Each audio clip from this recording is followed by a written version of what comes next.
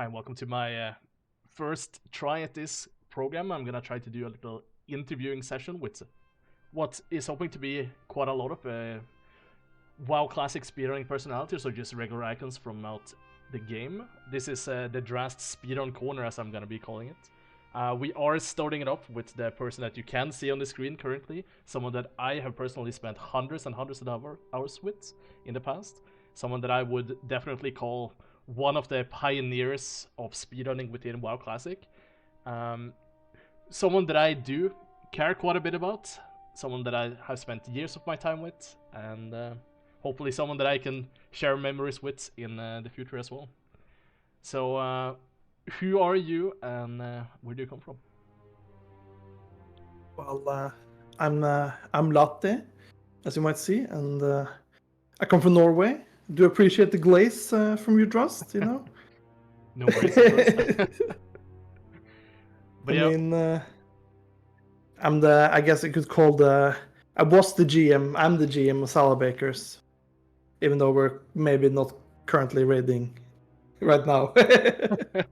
I mean, it's perfectly fine. You do have a guild that has quite a bit of history with the game, starting off relatively earlier, all the way back from private servers and forward. But Yeah. let's see. How did you get into World of Warcraft initially? If we're talking with retail days, then. Initially, I first started back in vanilla. Like I had a friend in my class who was like telling us about this game we gotta try, you know. So I actually played it the first time on his account, and I played a Night Elf Hunter. I got like level 10, you know. Yeah, I got to Dark Shore, and I was just like, yeah, I need to get this game, you know. So I I went mean, and got it myself. it's about the same for me. My very first character that I started off with was a Orc Warlock, actually. Got it to Orc level Warlock. 12, and then I remade feel my like character. I feel like definitely. I feel like a lot of people have started this game through friends, at least back in the day. Oh, for sure, for sure. I mean, there's so many different ways of getting into it. But you started off then in vanilla. You got your own character and an account. Which Yeah. point during vanilla was this just about? I think when I started was before AQ came out, and I think AQ came out at some point during my leveling. I obviously I was quite young and I wasn't like playing super serious, but I think I leveled it in something like 7 days played to 60, which I think was like respectable at the time. I So, personally but think what I mean, like my own leveling there was like a 20 plus days. So 7, that's ridiculously fast. yeah, I mean, I don't want to like you know, glaze myself up too much, but I feel like I had a decent understanding of the game from just like, you know, having played quite a few other types of PC games and stuff, right? So I wasn't like a complete noob. This wasn't like my first time playing games, so to speak. Which is fair. I mean, for a lot of people, World of Warcraft might be their first game, like between the 2004 to, well, 2010 era. Like, gaming wasn't that mainstream even then. I mean, Yeah, no, it's not like I today, would, right? I would maybe say that WoW was maybe like one of those first big games that went more mainstream, you could say. For sure, for sure. But okay, so at this point, right, it's vanilla. Did you start off by just playing with your friends, or was there any guild at all at this point that you were playing with? Yeah. In the start, I was mostly just playing with my friend, and you know, you make friends in a game like this, right? And I just played in some random guild, did some molten core, like I think I maybe did BVL twice, some CG. It was nothing very big. It was like funny because I was always like looking, okay, maybe I can join a guild, and then I go read on their forum, of course, Of and it's course. like you need to be 18, right? And I was 14, so you know I couldn't join. I mean, whoever would that go lie on the internet, right? that was like my thought process, which is like, you know, funny to think about, but like that's like why I never really applied to any guilds at that point. But like throughout the regular vanilla, then you just did your normal groupings. Did you Yeah, ever I get was into raiding at all? I was literally just casual. I played a knight elf female priest, Hmm. and I was literally just healing, and I was being a heal meter enjoyer, you could say. But so I would try to top healing meters in like MC with that old like DPS damage meter add-on, the very very old one, the one that's Skada. just like a Yeah, yeah. yeah the super old one that gives you like zero information. I mean, it's so popular, right? I mean, what Skada was one of the first ones into recount at some point. Yeah, it was definitely before like recount, and now when you can like open it up and see a breakdown. This was literally just showing you like healing done, damage A done. number going up. Yeah, yeah. No, I was just casual playing, chilling a bit. Like which I is was playing other games like CS, school, blah blah blah. which is perfectly fair. I mean, you have at least from talking with me in the past, right, shown that your FPS skill is definitely there. You have like videos back on YouTube somewhere from I think it's from your friend's perspective of you playing. Yeah, yeah, yeah. It's from a Finnish guy called Failu. His YouTube videos were popping off quite hard in like the early-ish CS:GO days. Actually, there's actually still people who come in my stream and recognize me from back then, like my voice. That's crazy. All right, so vanilla finishes off. You have been playing a little Knight of Priest. We head into TBC. Are you playing at this point, or have you like entirely quit? Yeah, I did play going into TBC. I actually on the way home from school I stopped at the shopping mall Hmm? uh, to buy the game. Right, I went to like Elgiganten Elkjøp, we call it in Norway, and I picked up the game. Right now, I remember I was worried that they would be out. They would be empty, sold out, because my friend had actually been at the midnight release the day before. But I got the game. I came home. I logged in. I started leveling to 270. That's And crazy. at that point, I think both me and my friend, with some people we had, gotten to know in Vanilla, we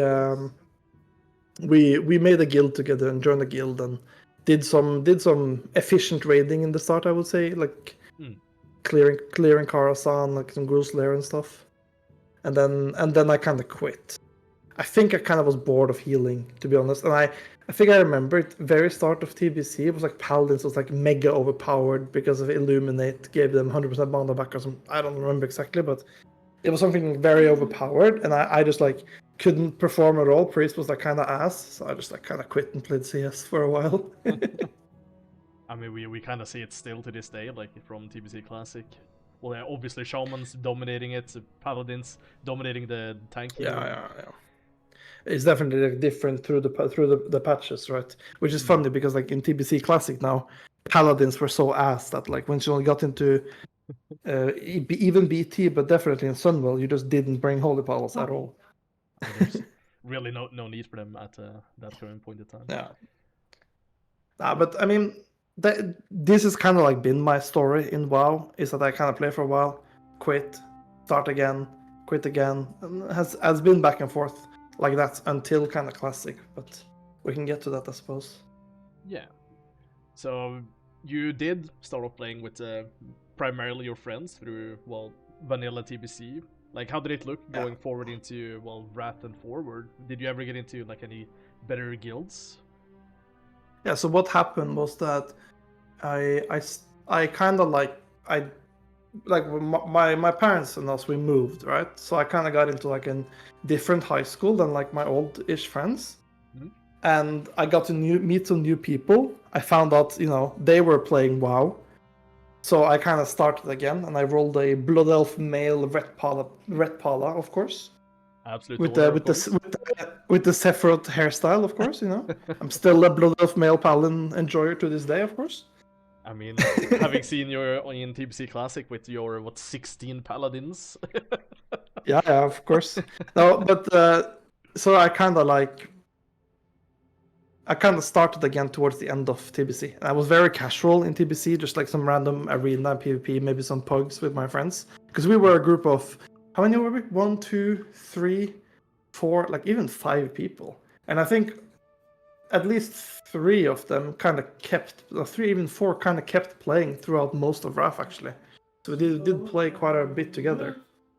And like about the guild thing going into RAF, we played in a guild together for most of RAF. It wasn't like a super hardcore guild, but it was like a decent guild. But it kind of like whenever you're in like a kind of casual-ish guild, right? You get to certain points. Like I remember, especially like once we started getting hard modes in Ulduar, right? Then you kind of start seeing who is good and who is not quite so good, right? The cracks start showing within the frame, right? Yeah. And then kind of what happens, right, is that I think this is the story a lot of people can relate to, is that like I kind of want to do more content, kind of want to do the hard content, kind of want to pump, and then you kind of have, let's say, a lot of baggage in the backpack, to say, so to speak, and it kind of it gets hard to do to try to accomplish your own personal goals, right? And then it's like a balance in. And back then I was kind of young, so I might have been more of a douchebag about it than maybe I would be now. Why are you not performing? Yeah, no, it was Stop failing the definitely easy counters. it was definitely like a bit annoying, right? And it kind of kept me. But I think one thing that like kind of satiated me, you could say, is that we actually had like a decent 10-man group going, which we cleared like the most of content, most of the hard mode content with. So that was like okay, I suppose. And I still played with plenty of my real life friends. We were like 3 in the same guild, I think, like in myself and 2 more. And then I also had a friend from CS that was in the guild. And my other real life friend was in another guild. Turned out to be a much better guild than ours, but it was a bit funny because he didn't get accepted in our guild because we didn't need his resto druid or something. But yeah. But yeah, when we were having a discussion earlier, you mentioned that around ICC time, you had the opportunity to go to 2 different guilds. Yeah, so like in ICC, I kind of ended up getting Shadowmourne because I was kind of the best DPS in that guild, and it was I can't remember the specifics, but like I was complaining because we weren't really trying hard mode.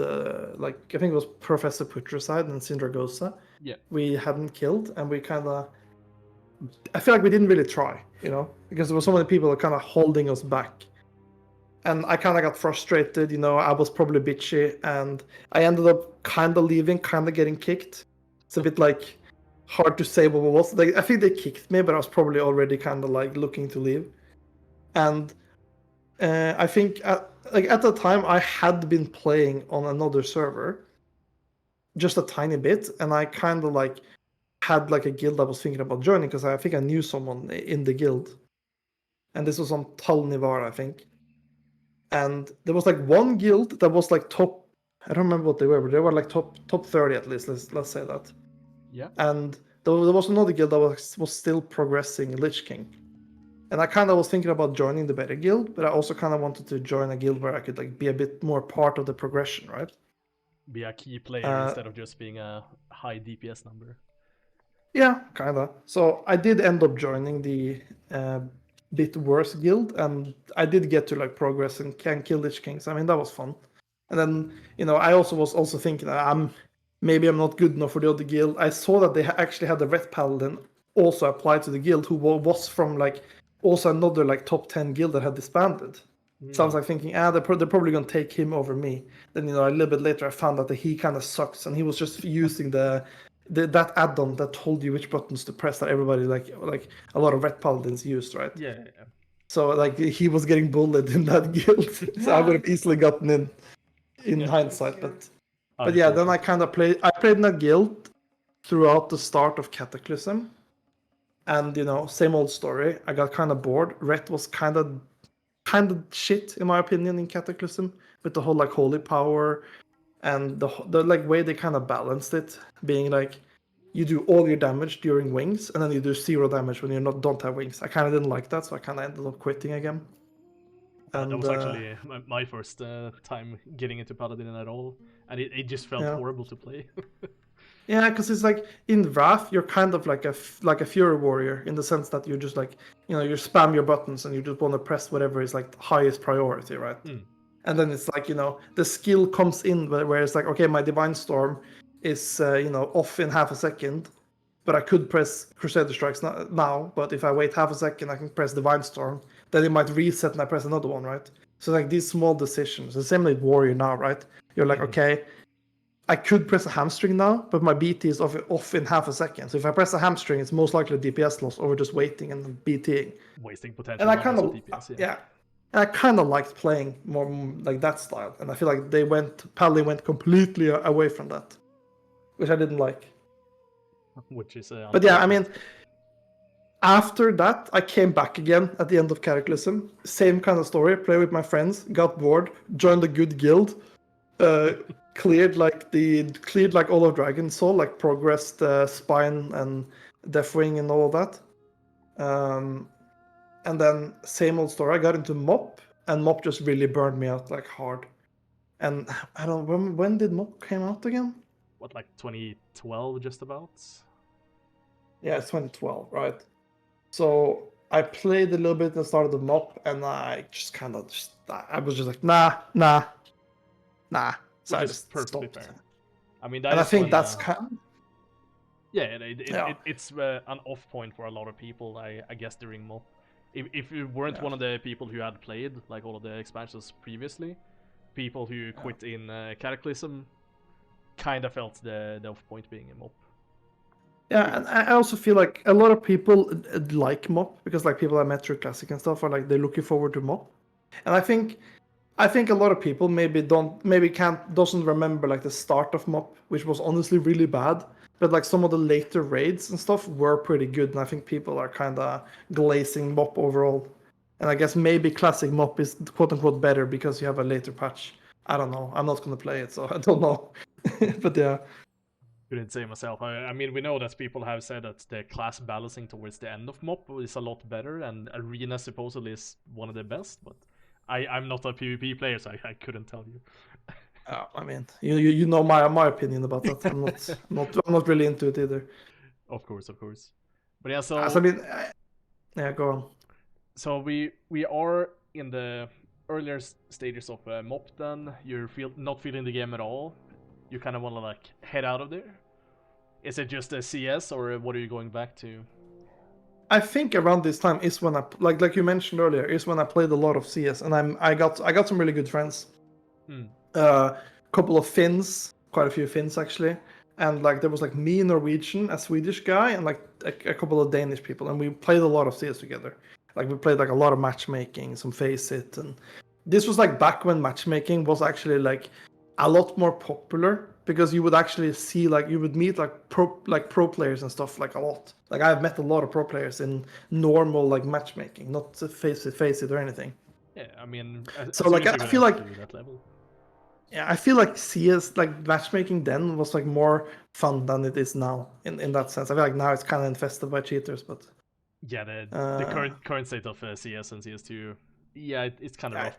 But we see that with yeah, pretty much all FPS games currently. yeah. I mean, yeah, it is what it is, I suppose. But yeah, so same old story again. I started again with one of my CS friends, and we played a little bit of Warlords of Draenor. Don't need to get too much into it, but we played a little bit, had some fun, mostly like memeing around the game. But Warlords of Draenor is definitely an off point for majority of the player base. We see the player numbers hit, I think, under 6 million, and Blizzard officially stops showing their numbers. Yeah, no, that's true. I remember that. And I mean, without saying too much, I feel like isn't that there's like 3 raids in the expansion, which is already kind of low, and the last raid, Hellfire Citadel, I think, was like out for like 2 years almost with like no other content. I want to say at Was minimum 14 months plus.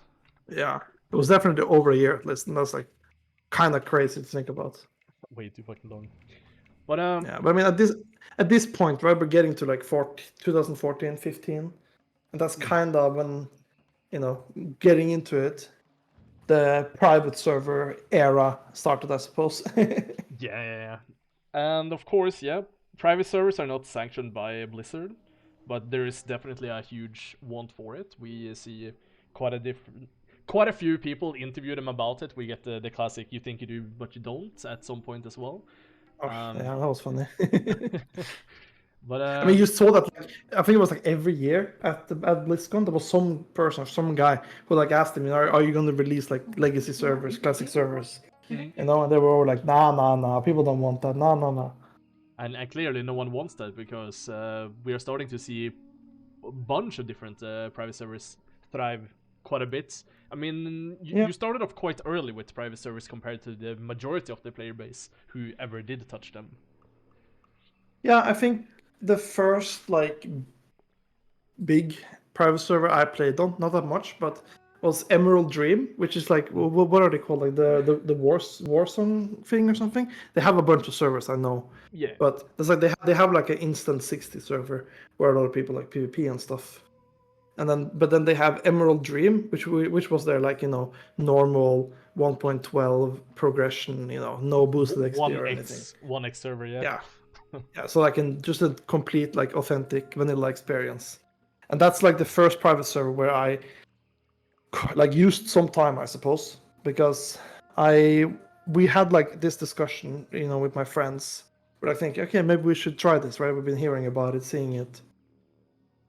So we rolled a couple of friends. We played, you know, well, one quits here and there. In the end, it's like me and one more friend. I get to 60. He stops at like 55. We were playing Warrior Priest. I was playing Knight of Warrior, Knight of Female actually. Huh? Knight of Female, not the Ratted Chad that we'll get to later. Yeah. Oh, that's crazy. Yeah, but yeah, basically like I got to 60. I think I farmed some pre-read bits. I remember I bought Titanic legs because you had those apparently, and I remember I remember this one thing is a bit funny, right? Because it's a private server, so it's a bit janky, right? And I remember you could farm BRD Arena for Savage Gladchain, and how you would do it is you would have a hunter would start the event, so you kill the first wave, and then when the boss comes, everybody else like hides in the back. The hunter engages the boss. If it's not orc, he just pulls and feints, and it just fully resets the encounter. You can just do it again. So he just reruns. Yeah. So I managed to. I think I lost one Savage Gladchain to like a hunter, but then I won the next one because we were doing like some farm. And then I literally did I think one MC, and then I was like, I don't know anybody. I CBA, and I just kind of quit on that server. Which we've seen now several times within the different expansions previously. So yeah, it's kind of what eventually brings you back then? I mean, it's hard to say, but this was in like I think this whole Emerald Dream thing was like February, March 2000 and I suppose 14, I think, because then is it 2015 when Nost came out? I think so, right? At the minimum, the announcement. I don't know the exact dates. Yeah, no, it is like 25th of or something of February 2015, something like that. And but like because I think like a year after Emerald Dream ish, we were kind of talking about it again, right? The friend group was like, maybe we should, you know, play some WoW again, you know. Just like there's this server I've been hearing about, seeing about like YouTube and on forums and stuff, right? Like this Chronos server. They're launching like a fresh server, you know, 1-to-1 rates, vanilla. I think like you know, progression with the raids, maybe with gear, etc. Right? And so we were like, okay, yeah, this looks cool. You know, who can play? This launches then, blah blah blah. Let's do this, right? This time, you know, but let's do it for real this time. This time for sure. You will commit. Definitely, right? And so we are a bunch of people. We're looking forward to it. I think it was supposed to release like first week of March or something.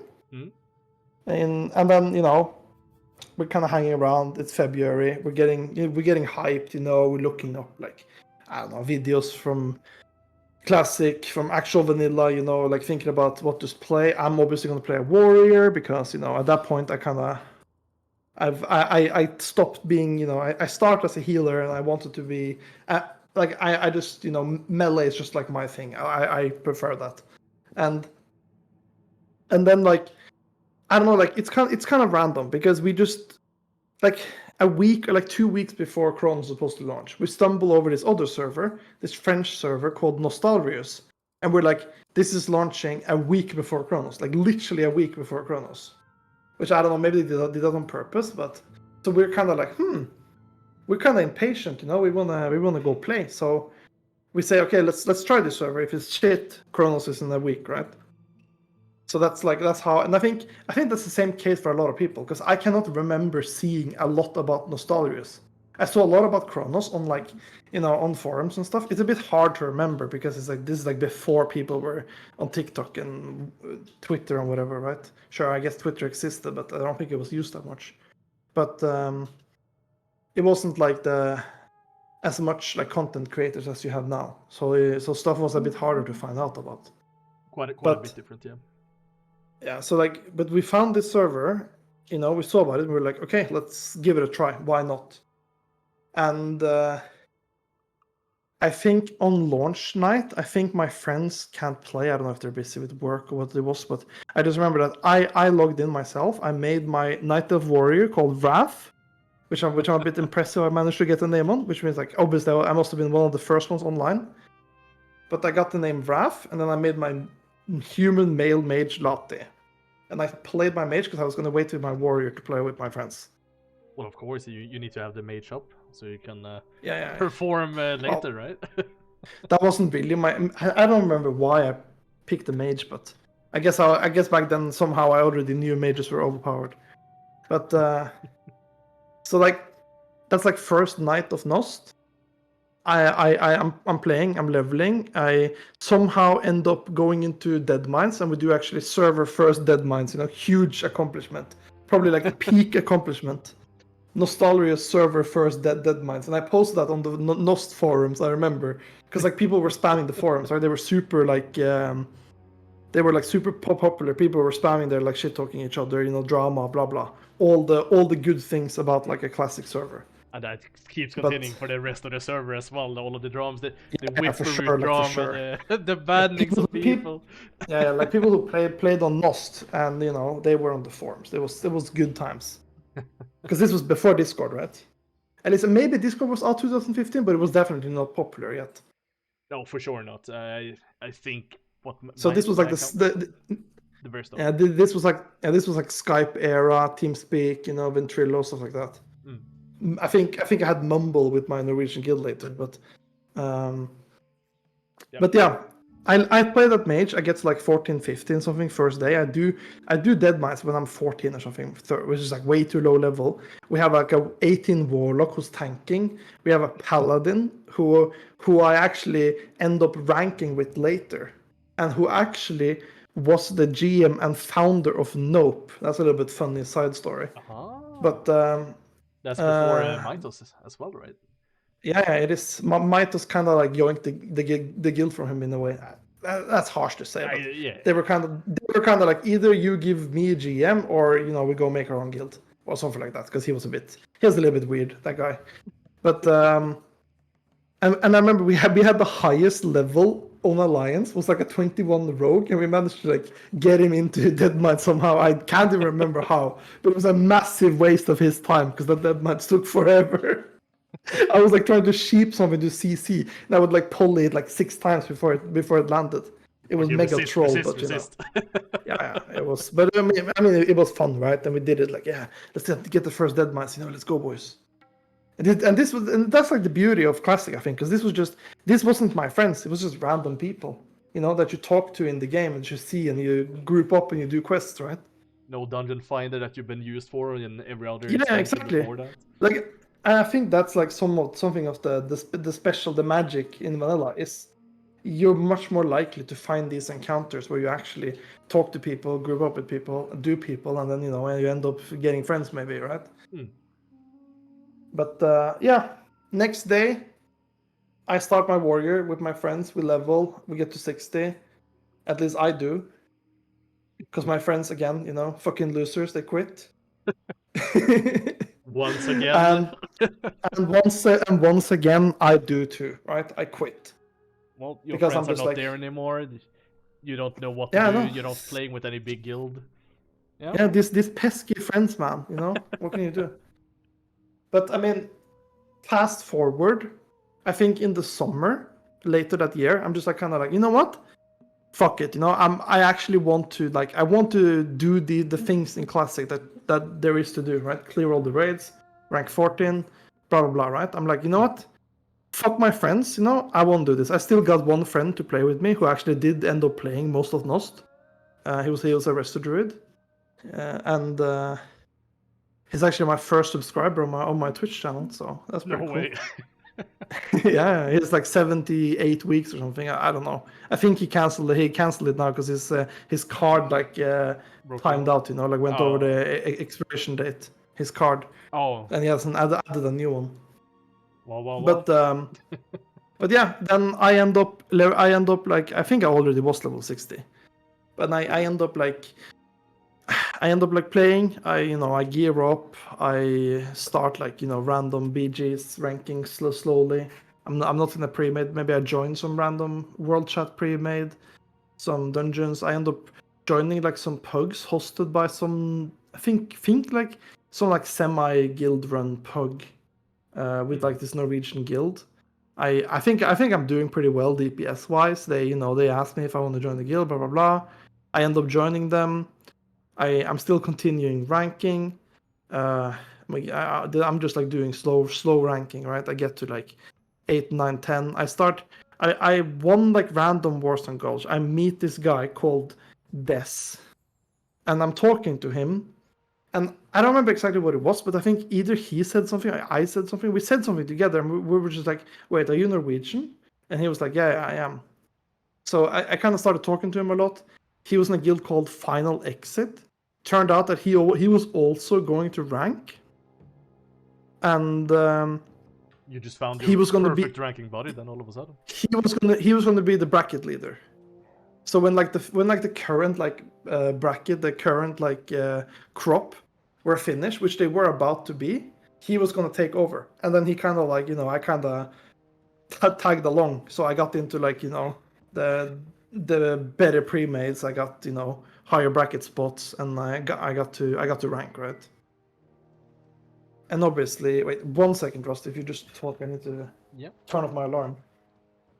No worries.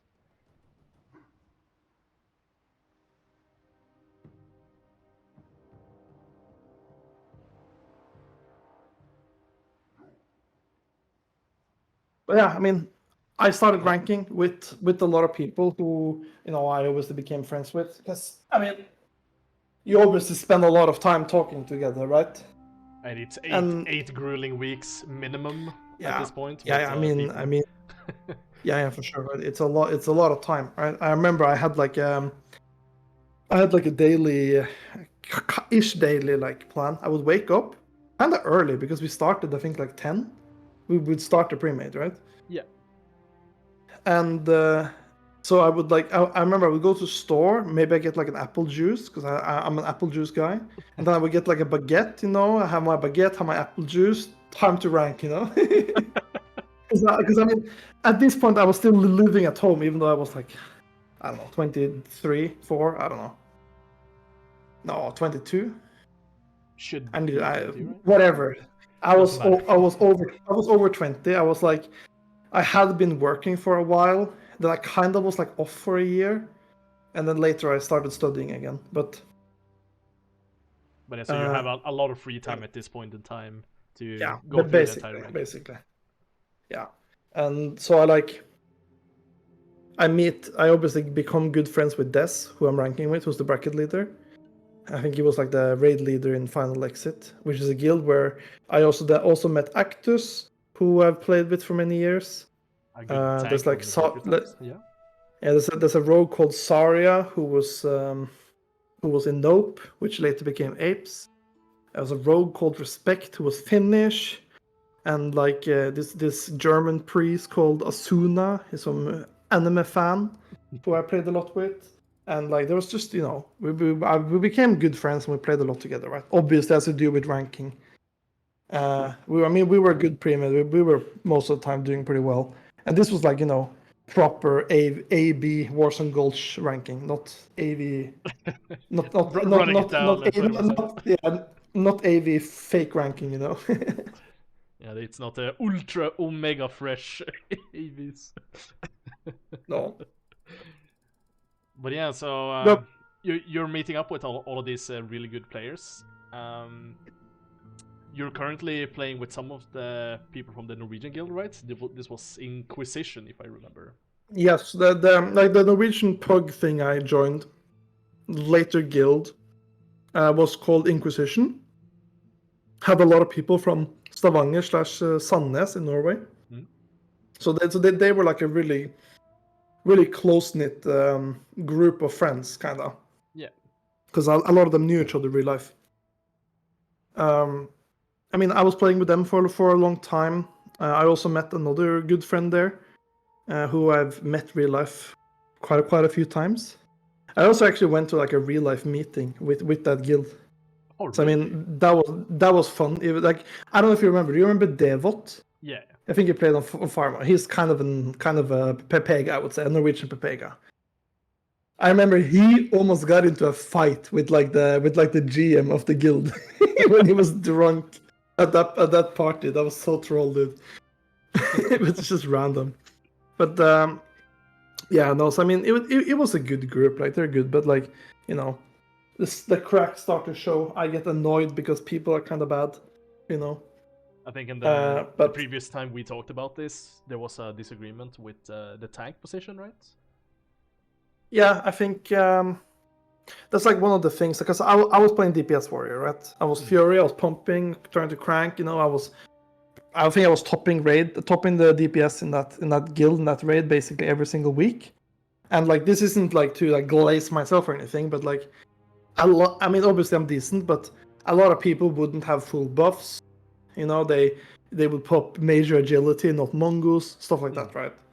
And it's kind of like, you know, when I'm like putting in a lot of effort, because like back then I was farming gold, you know, Diamond East with my friend Wealthy. Actually, we would, you know, mine, disenchant, sell stuff, like sell bows. Sometimes like we would actually farm a lot of gold. And I obviously needed that for ranking, for raiding, respecking 50 gold every week, etc. Right? And that's something people kind of yeah, that's something people kind of forget about now. You have to pay 100 gold every week to respec, right? Because you gotta go arms to PvP, and then you go back to Fury, back to arms again, back and forth, right? I mean, it wasn't until like way later when we started playing with really, really good guilds that doing the 2 week on, 2 week off for raiding.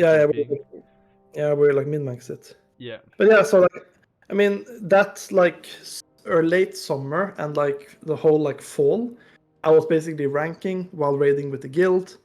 You know, I got like all the ranking gear. I had gotten like iron foe at some point. I had pretty good gear, I would say. I think when Nost like eventually shut down, I had like DFT, you know, onslaught, full ranking gear, iron foe. Like I had striker's mark as well. I think I had like full bis. I think I have a picture actually. But so like, yeah, I mean that time was good. Like the Nostalrius time was good. It was just a good server, right? Like I think most people who play there would probably agree. I mean, having played one of my first like better guilds there, yeah, it was a lot of fun. But I don't know if the server itself is the reason or the people that I played with was the reason. I think it's a little bit of both. I think like this was actually a good server because like Nost had like gear progression in gear as well, right? Like you had different patches with different gear, and like you had like all of that cool stuff. So like, yeah, it was a good server. I think a lot of people wanted to play Classic, and I think a lot of people did play Classic on Nostalrius. I can send you a picture of the OG Wrath. You can see him. That's like before shutdown. Oh. Yeah, that is a Ratachad for sure. Yeah, pretty stacked. DFT onslaught and everything. Yeah, I mean, I think also at this point, right? I wanted to be more try hard in the raiding, right? And you know, when you are a guy who kind of wants to like push harder in a guild with a lot of people who are kind of casual, there's always going to be some disagreements, right? And I just remember like one thing that like really pissed me off. This was like in an MC, and you know, I wanted them. It was on Golemag. I wanted them to stack the dogs for cleave, right? because I want to get the big numbers, get the big pump. Yeah, And I just remember I was saying that. I was kind of like, oh my god, can you stack the freaking mobs? Can you please stack them so we can clear? I remember one of the tanks was just like, I am not tanking, so you can do damage. He said this, and I was just like, bro.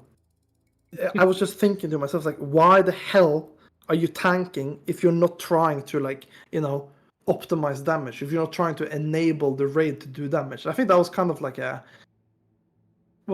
moment for me where I was just like, yeah, you know what? Some people just ain't it, They just don't understand. They just don't get it. Right? He just thinks it's enough that he just picks up his mob, maybe turns it away from the raid, I'm doing my job. Wear my full wrath gear with shield and my dagger. Right? And it was just like, that's not how I want to play, Of course not. You can't be a tank. You can't tank the mob to enable your players. That's not how tanking works, clearly. Yeah. Because I remember, right? Because I argued with him, and I remember he just like, not yelled, but like, said like very like, angry, like, I'm not tanking, so you can do big damage. And I was just like, bro, then why are you tanking? I'm pretty sure I said something like that, which probably wasn't that popular, but I mean, losing tanks was also a big issue on the private servers, right? If you lose a good one, good luck finding someone that knows everything. yeah, that's hard, that's rough. But yeah, I think, like, fast forward a few months, like, we never got AQ on Nost, right? We were about to, but we basically just had BVL and MC and CG, I suppose. We get a cease and desist letter from Blizzard Entertainment. Blizzard shut down Nost, right? Yeah. And farewell party of Nost. Probably the most amount of players I've seen online at the same time. Yeah, that last day was crazy. There was so many people everywhere.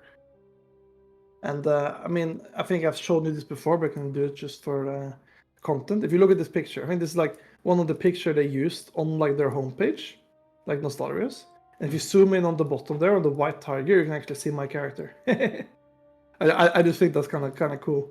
Oh yeah, Rat Inquisition is right there. Yeah, you see him, right?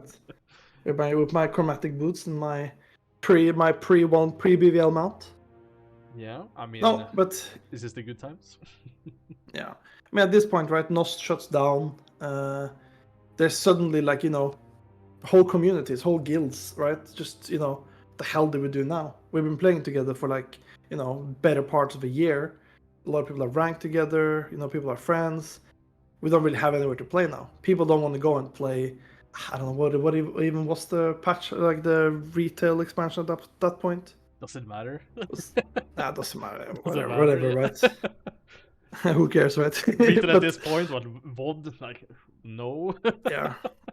No, I remember that point. I just like at that point, I think that's like around the time when I started getting on Discord, 2016. I think if I look at my profile, I can see when I joined Discord. But anyway, so it was like me with Des and the other Norwegian guy called like Split K. We would hang out a lot. We played a lot of Dota. We just chilled, had just hung out, friends, and people started talking about, okay, we want to play on TBC. There's Corecraft. There's like, TBC seems kind of hype, and there was like, there's this big server that comes up that's called PlayTBC, playtbc.com. And that's like, that's all the rage. People are like, okay, you know what? It's TBC time. Let's go. I remember one day, Des, he called me, woke me up, and it was like, Laty, they have kicked me from Final Exit. Let's make our own guild. Right? So I was just like, you know what? Hell yeah, let's fucking go. So, him, me, we got some other people from our ranking, like, a couple Norwegian people, like French people, just people from all over the place, right? But there was nowhere to play yet, right? And so we were like sitting there, we made the Discord, we were sitting, and we just decided, what the hell do we call this guild? And I mean, we were watching like, it was RTC stream, and he's listening to this meme rap song thing, right? And in the song, Andy Salad says like, I'm the salad baker, you know? And we just like, okay, we're calling ourselves salad bakers because it was just something really random, right? Just something random that we just thought was funny. That's like how we made the names. Literally just random troll. And I think that's like, yeah. The very first time we made a guild was on like a beta testing for Corecraft, which is this, for people that don't know, it was this like TBC private server project that had been going on for like years. They never actually made a server, just like, yeah, we're doing this, forum posts, updates, their homepage, blah, blah, blah, right? But this time they actually had like a beta server where you could log in, get a 70 character and like, test heroics, blah, blah, blah. So that's where we went. We went on Horde. I made a Tauren male warrior. And we like officially made the first, the guild, the very, very, very first time we made the guild. So we had the Salabakers tag. And then I think we sat down for like, I don't know, like 2, 3, maybe 4 hours discussing how we were going to make the tabard look. Because we were kind of like, with Des and me and some other, we were kind of like, we wanted to kind of troll people and like kind of like, not in a mean way, but like piss people off in like a troll way, right? We weren't trying to be like assholes, but we were kind of like trying to get a little bit on people's nerves. A little bit of a troll, you know. Yeah, because I think we all agree that some of the best part of like Nost and private servers is just like all the effing drama. Yep. all the bullshit and yeah, like all the forum posting on Nost and all of that was so much fun. So we sit there for like hours. We end up with like two designs we're kind of liking. The one I'm wearing right now, if you can see, and the same but in like purple, kind of like reminiscent of like the Warzone Gulch tabard, which honestly looks really good. But we decided let's go with like the neon green because we want to stand out.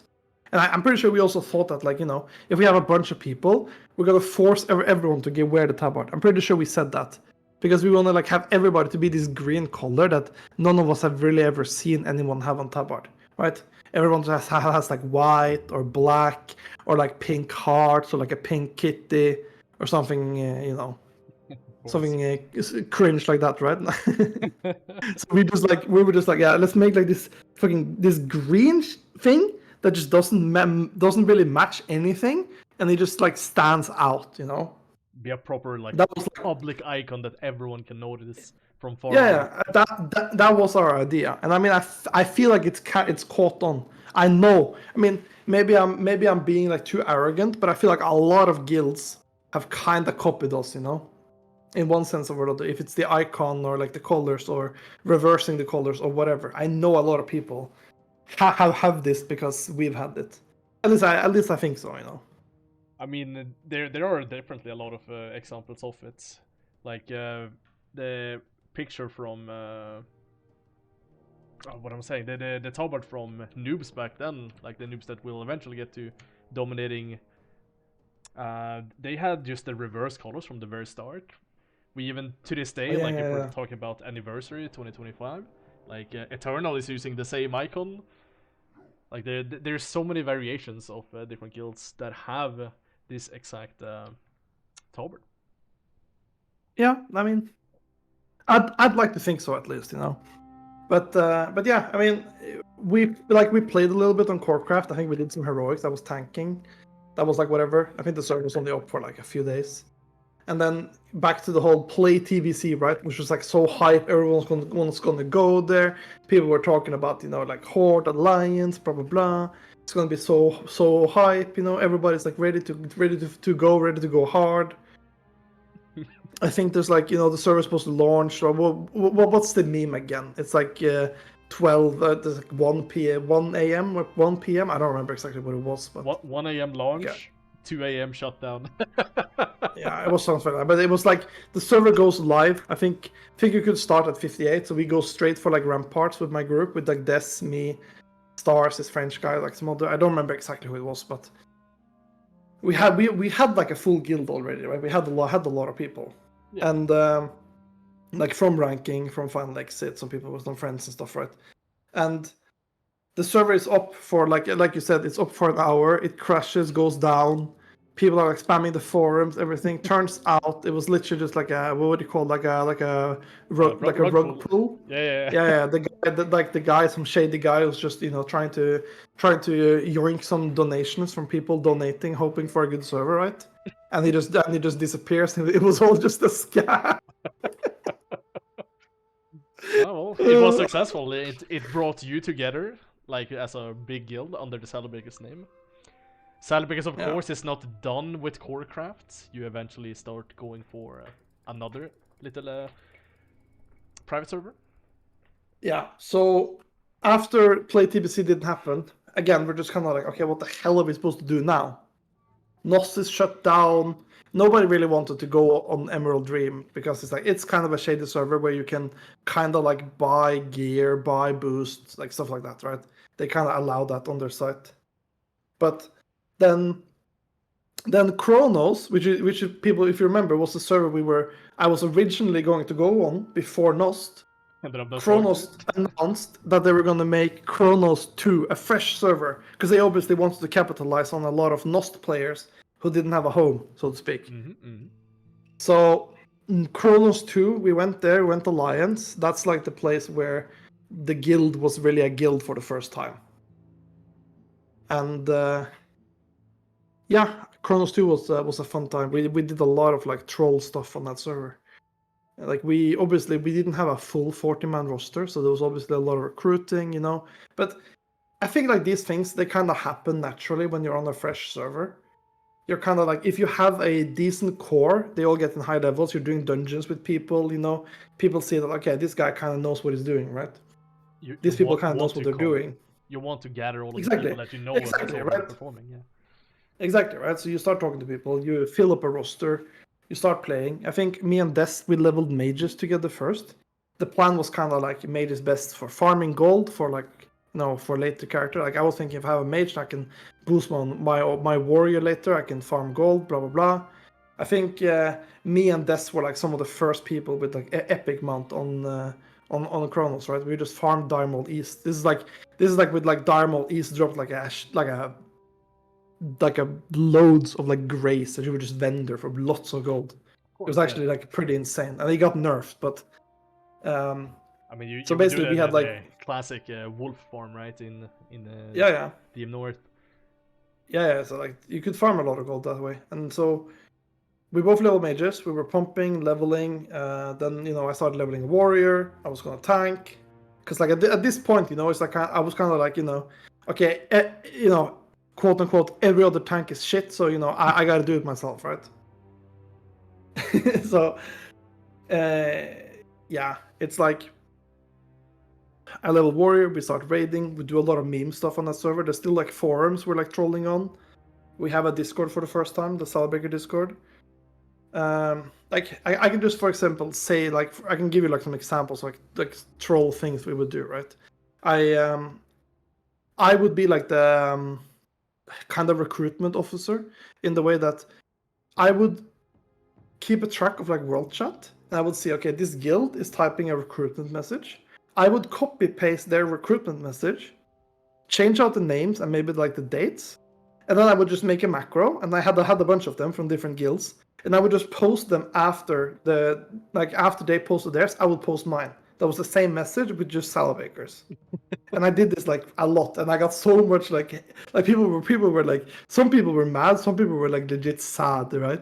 It is like, maybe I felt a little bit bad about it, but we were kind of doing it because we wanted a little bit of drama, a little bit of like, we wanted to be like infamous, right? Yeah. So it was kind of a little bit. I mean, it was on purpose, right? We were trying to be a little bit edgy, I suppose. I mean, so it's like people would come and complain to me, and I would just send them to Drast because he was like officially the GM. Yeah. So like the plan was that people complain to me, I send them to Drast. Drast like diffuses the situation, says okay, blah blah blah. I'll tell him not to do it, blah blah blah, right? And then obviously he would just tell me, just keep doing it, dude. Send it. It's so good, haha, funny, right? And I mean, there was a lot of like trolls. We had this like Swedish guy called Joppan, who was also like big troll. And I think, like, for example, like this is also like when some of the people that are with us on Chronos were with us like throughout Classic and stuff, right? Like Actus, and we also got this Paladin recruit who wanted to join us specifically because of drama about us on Reddit, about us trolling or doing different things, right? And someone that I have met IRL as well. Yeah, someone that actually went to Sweden to visit you, and visit me as well in Norway. That's Rightmate from Northern Ireland. He joined Salabaker specifically because we were like trolling. That's like he was like, yeah, this is my kind of people. It's crazy to look back now, seeing that he's a father of 2 now. Yeah, they have a third on the way. I'm pretty sure. Oh, already? Yeah. I think he's trying for a boy because he has 2 girls. Yep. If he feels a bit outnumbered. Well, hopefully he hits the jackpot this time. Yeah. No, but yeah, I mean, Chronos was kind of fun, and I think, like, I remember like there was like this horde guild, kind of try-hard horde guild called the Government. I think it's like some of those like grizzly people and stuff. And I remember they were like try-hard ranking and stuff. I wasn't really ranking on Chronos, just like a little bit. I didn't really rank to 14. I mean, I didn't. But I remember we were queuing AV, and this is like on a private server, right? You would meet the same people in BG all the time because it's just one server. Yeah, at most so you have like 15,000 people, right? And yeah, exactly. So we met, I remember this one specific game, we met the Government in AV, and we just went complete full turtle mode with like 35, 40 people. Complete turtle, just to annoy the heck out of them, right? We were just turtling Belinda, we were turtling like Van, we were like holding the bridge, doing everything, right? I think we turtled the game for like 1.5 hours, and then they just said, okay, fuck it, and they all just AFK'd out. I mean, that's a successful AV game for sure.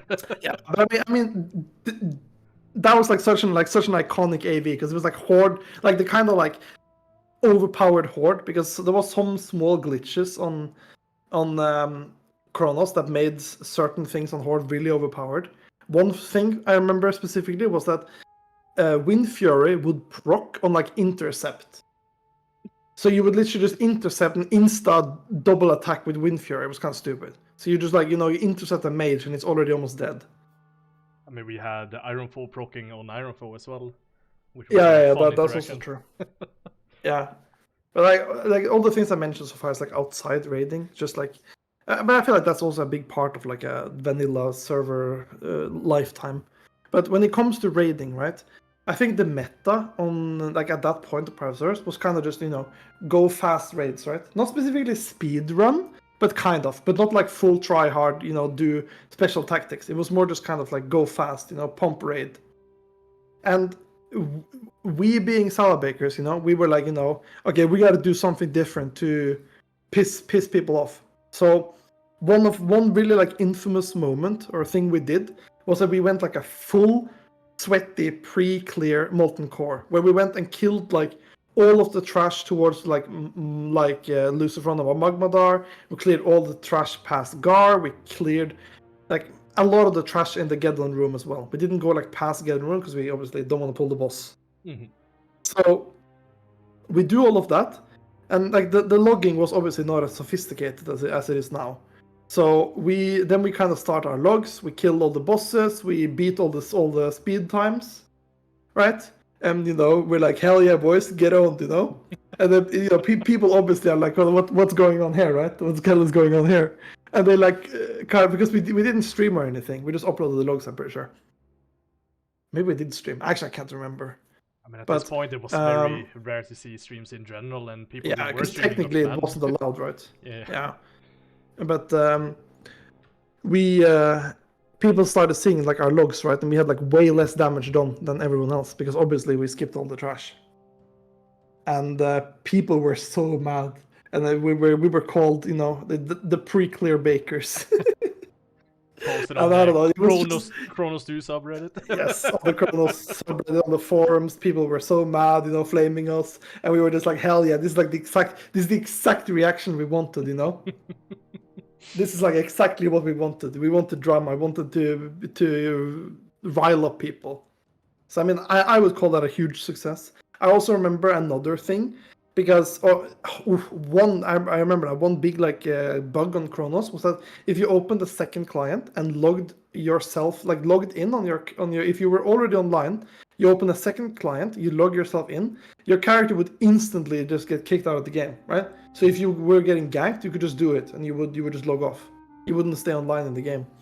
And I remember one time, no joke, government were trying to do like a speedrun MC. They were like pulling a bunch of dogs. They kind of fucked up and they started respawning. And the GM was like, okay guys, just go log yourself out, log yourself out. So they all started doing it and they were streaming. And I'm sitting there with like desks or something. And I'm just like, okay boys, I'm recording this. I make like a anonymous YouTube, I think I just called it Andy Salad or something. I make an account, I upload it on YouTube, I post it on the forums for Chronos, and they get banned because it's technically against their rules to do it, right? So a lot of them get banned, including the officer's account where they had all of their Onyxia scale cloaks. And this is like right before BVL release. Oh my god. So I don't know. I think I kind of killed the guild doing that. I'm not gonna lie, because I'm pretty sure they kind of stopped raiding because they didn't have Oni cloaks. They had 50, 60 Oni cloaks on a banned account now. I mean, it wasn't like all the raiders, right? Yeah, it wasn't like perma ban. It was just like for a couple of weeks or something. Mm. But that was me. That's kind of like secret. I don't know if I could still find the video or not, but that was. I just tried YouTube, couldn't find it. Yeah, that was me doing it to kind of troll them, right? So it definitely worked. But yeah, I mean, we cleared BVL, had good times. I think this is also like on Chronos is kind of when, on a different note, it's kind of when I tried to experiment a bit with tanking. I started trying some dual wield and stuff. And I didn't go full. I don't think I went full Fury spec. But I went some halfway kind of weird spec and tried to do some dual wielding. I think at that point I was still a bit worried about how much damage I would take, right? I wasn't quite aware of how little in danger you are actually, right? I mean, I thought it was more dangerous than it was. Yeah, everyone was playing Sword and Board at this point, right? But I was kind of thinking, okay, I need to do something to build more threat, because we had some pumpers and they had to kind of hold back, right? So I was trying to what's it called? I was experimenting with some dual wielding and some weird specs and stuff, not just your standard shield slam spec. Yeah. There was one more meme thing we also did in BVL where people were going kind of fast runs, right? And when you do a kind of fast run in BVL, the downside is that you won't have CDs up on every boss. So what do we do in Saltbringer? What do I do? Okay, boys, we killed Ebon Rock. Let's just log off for 3 minutes, and then we have Deathwish on Flame Gore, and we did that for every boss, right? And then people go on the logs. What was it? Realm players? I think it was Realm players, right? Yeah, at that point. And also Chronos had their own, right? And suddenly there's a bunch of salad bakers all taking up all the top spots, Actus with his broken bugged iron foe is crushing everyone, Why are Salabreakers owning so hard, And people obviously figured out that we had Deathwish on every single boss. So, people were not happy about that. So I mean, I think in classic sense, I think we were probably the first ones to actually do that, where we would legitimately just tell everybody, okay, log off, let's wait for 2 minutes. And we go again with Deathwish. So yeah, that's another thing again we did for fun for ourselves, but also to kind of piss people off, right? Another funny part about Chronos 2 specifically, because they were running their custom client, right? And they had fixed their own Chromagus at the time, where if you got turned over and the fight ended, you would just lose the mind control, but you would still have the stats from being mind controlled. So if you would go back on Realm Players back then and look at my character on you caused no threat as well. There was no threat. So if you were to go back and look at Chromagus specifically for like a week or so during that time that I did it, I had a Nefarian kill where I'm doing 6,000 DPS. That's pretty good. It's pretty good. Oh yeah, so you had increased health and damage values, of course, then.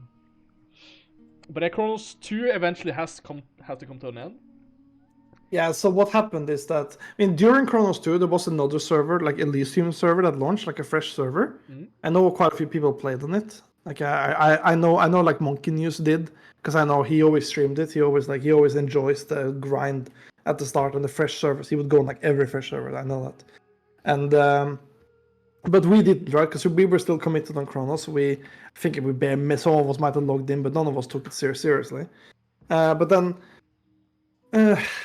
a bit later in the year, there was like talk about like Nostalrius team kind of grouping up with like the Elysium team and giving them the character files and the server files so that they could like relaunch Nostalrius and people could get their characters back. The little Nost token, as it was called.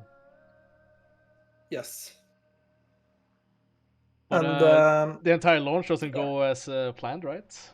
We have yeah. So what is it? Like yeah. So like what? Oh, sorry. No. So like we like around this time.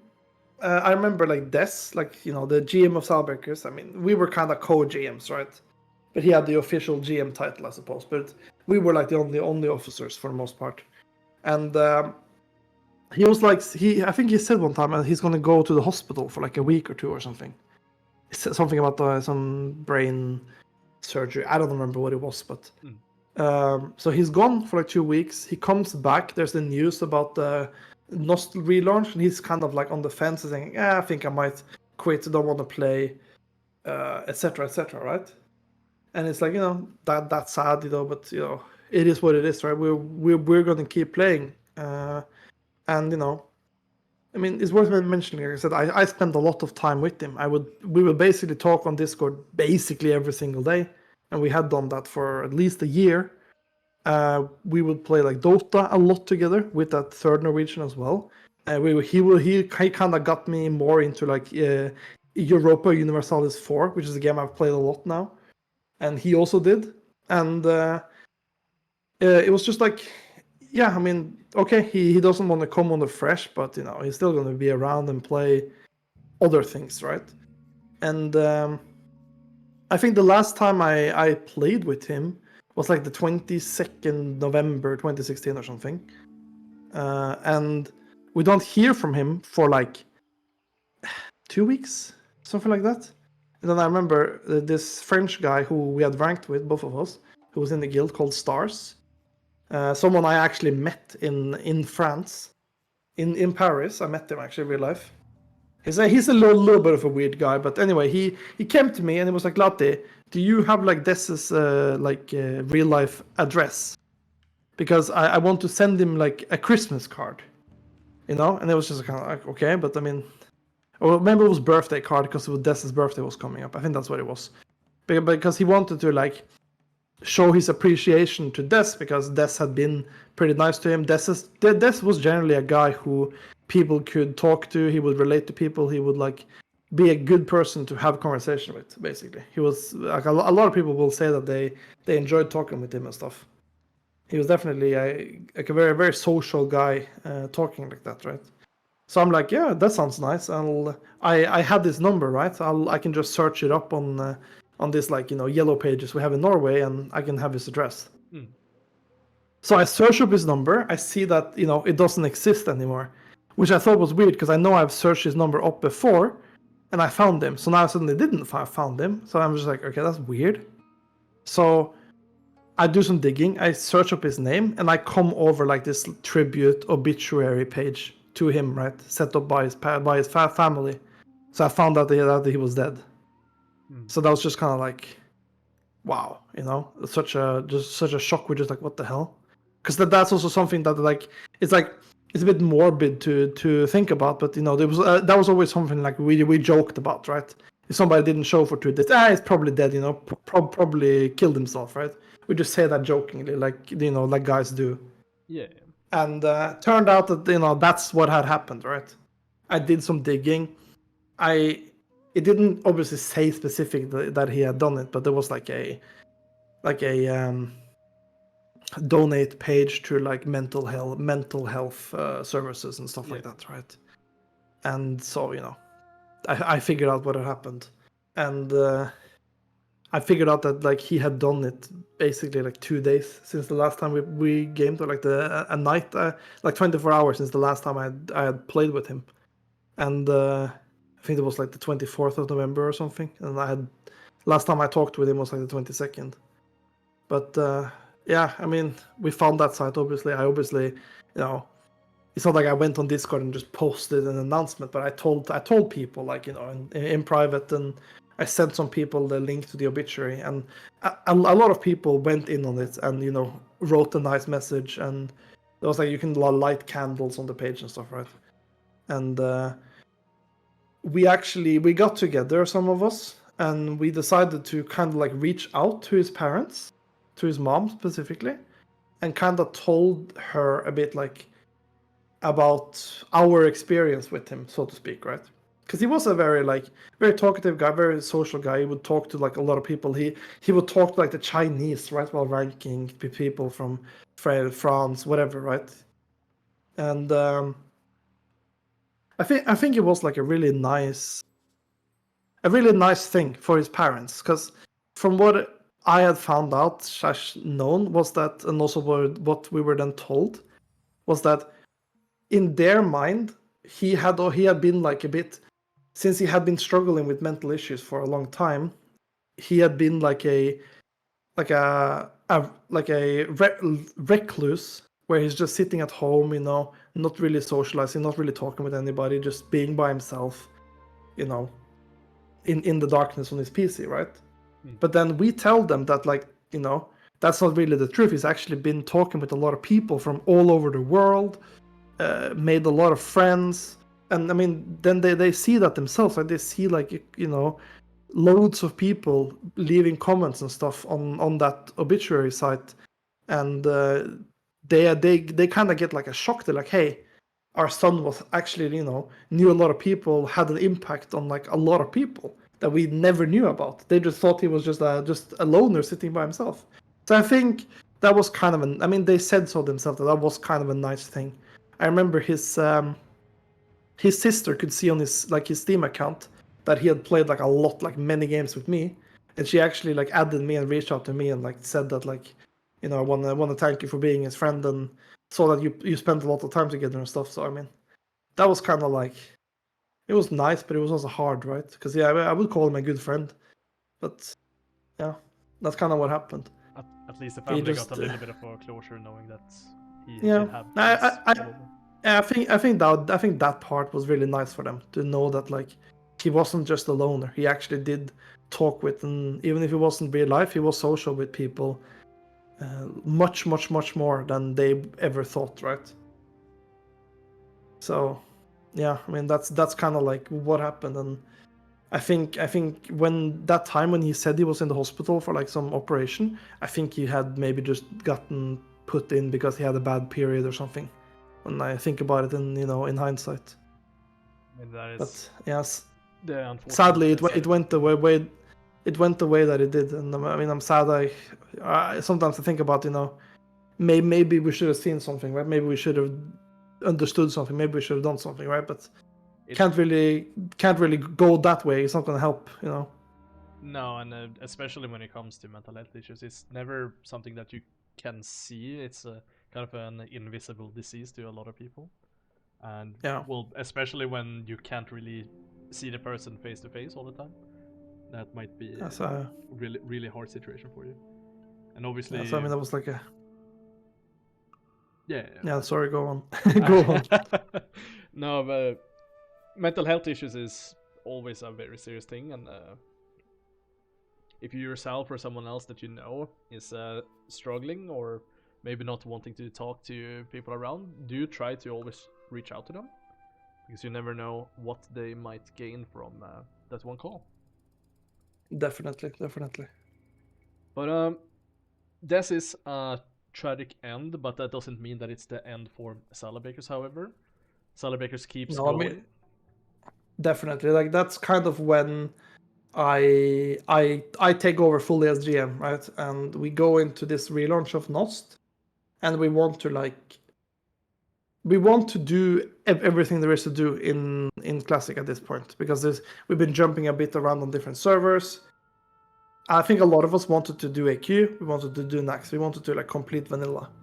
And around this time, a little bit after Nost relaunch, they also launched Lightbringer, which I know a lot of people played on. Like that's where like Progress became pretty big, for example. That's where like I guess that's where Progress kind of started was on Lightbringer. At least they had a And really good progression in their guild creation. yeah, and I mean they was kind they were kind of merging between a guild from Chronos 2 and like another guild, and yeah, but I mean uh we kept playing on the Nostalrius relaunch, right? We did AQ, but this is when we kind of like started doing some more speedruns, more specifically in Naxx when that later came out. I was playing my Knight of Warrior. I mostly DPS at this point because that's like me. I always want to play DPS, but I get forced to tank. You know, that's like the situation with me. But I mean, at this point, right, when they launched Lightbringer, like Nostalrius was kind of dead in the sense that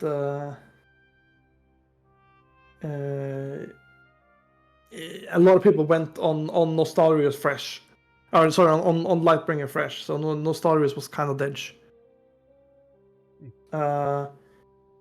But we kept playing. We had like a dedicated core. Obviously, it was almost impossible to recruit people, but most people wanted to continue playing. So we obviously didn't have the best roster. It was like we had a Korean guy. I mean, he was a good player, but it's playing for Korea. We had some Americans. We had quite a few good players, and we started doing speedruns. Started going faster. We started to, make some YouTube videos that I think have been quite popular with a lot of views, right? Yeah, I mean, all of the different POVs have several hundreds of thousands of views. It's probably one of the best, or should I say, earliest good videos showcasing speedrunning within Classic. Like we did have some of the progress videos as well. Like we've seen Norse, a prominent person, who obviously played with Bakers for years as well, started off playing with was it in progress or?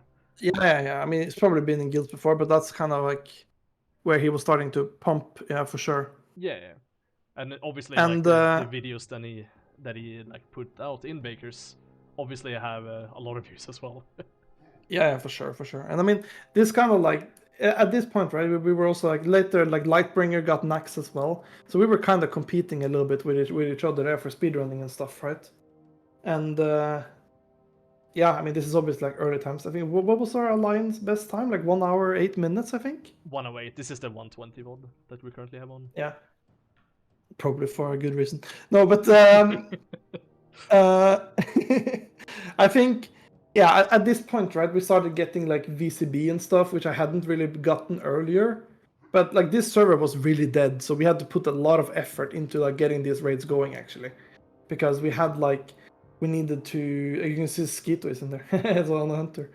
No. I think this video you're showing now, the 120 run, is after like progress that kind of stopped and Lightbringer was kind of dying. I look at I think they merged the servers, right? And a lot of people joined Salabakers because we kept playing. We had been playing the entire time, right? Like all throughout Lightbringer, we were still raiding on Nost relaunch by ourselves, right? It was called Anathema, right? You can see here, there's a little bit funny detail. I'm tanking with the healing shield because it was actually more armor than the tank one. a lot It was of the higher item level. yeah, because a lot of the items on private servers had the wrong values, often TBC values.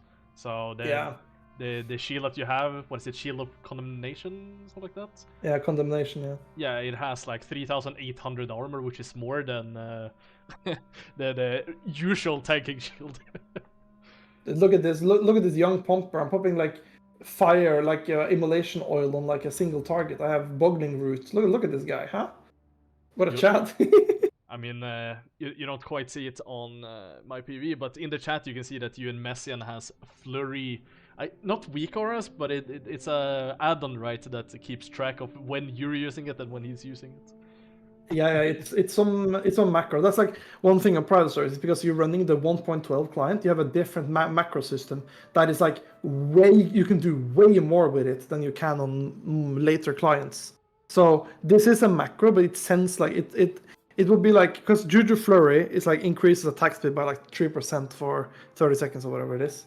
And this macro would be like, when there's like 5 seconds left, it would be like Juju Flurry Wrath in 5, then 4, then 3, then 2, then 1, then now. And I had set up a chain with myself, Messian, and another healer, where I would flurry myself, then the next guy would flurry me, then the third guy would flurry me, then I would flurry myself again.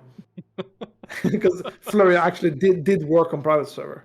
But I mean, yeah, like, I think just that means that we were trying hard in Naxx, right? We were doing it, we were pushing it. So obviously some outdated strats at this point, but obviously the instance worked a little bit different as well. But you can see this is definitely when Salabakers is trying. We're actually like putting some time and effort, trying some tactics, just going fast, a lot faster than most other people at this point, I would say. I think the closest other guild at this point is still over 2 hours. Even when you get to the 120. So there you go. I mean, obviously we had like people who have been playing for a long time, because Lightbringer obviously got Naxx way later than us. I mean, you can just see my bag, how much gear I have.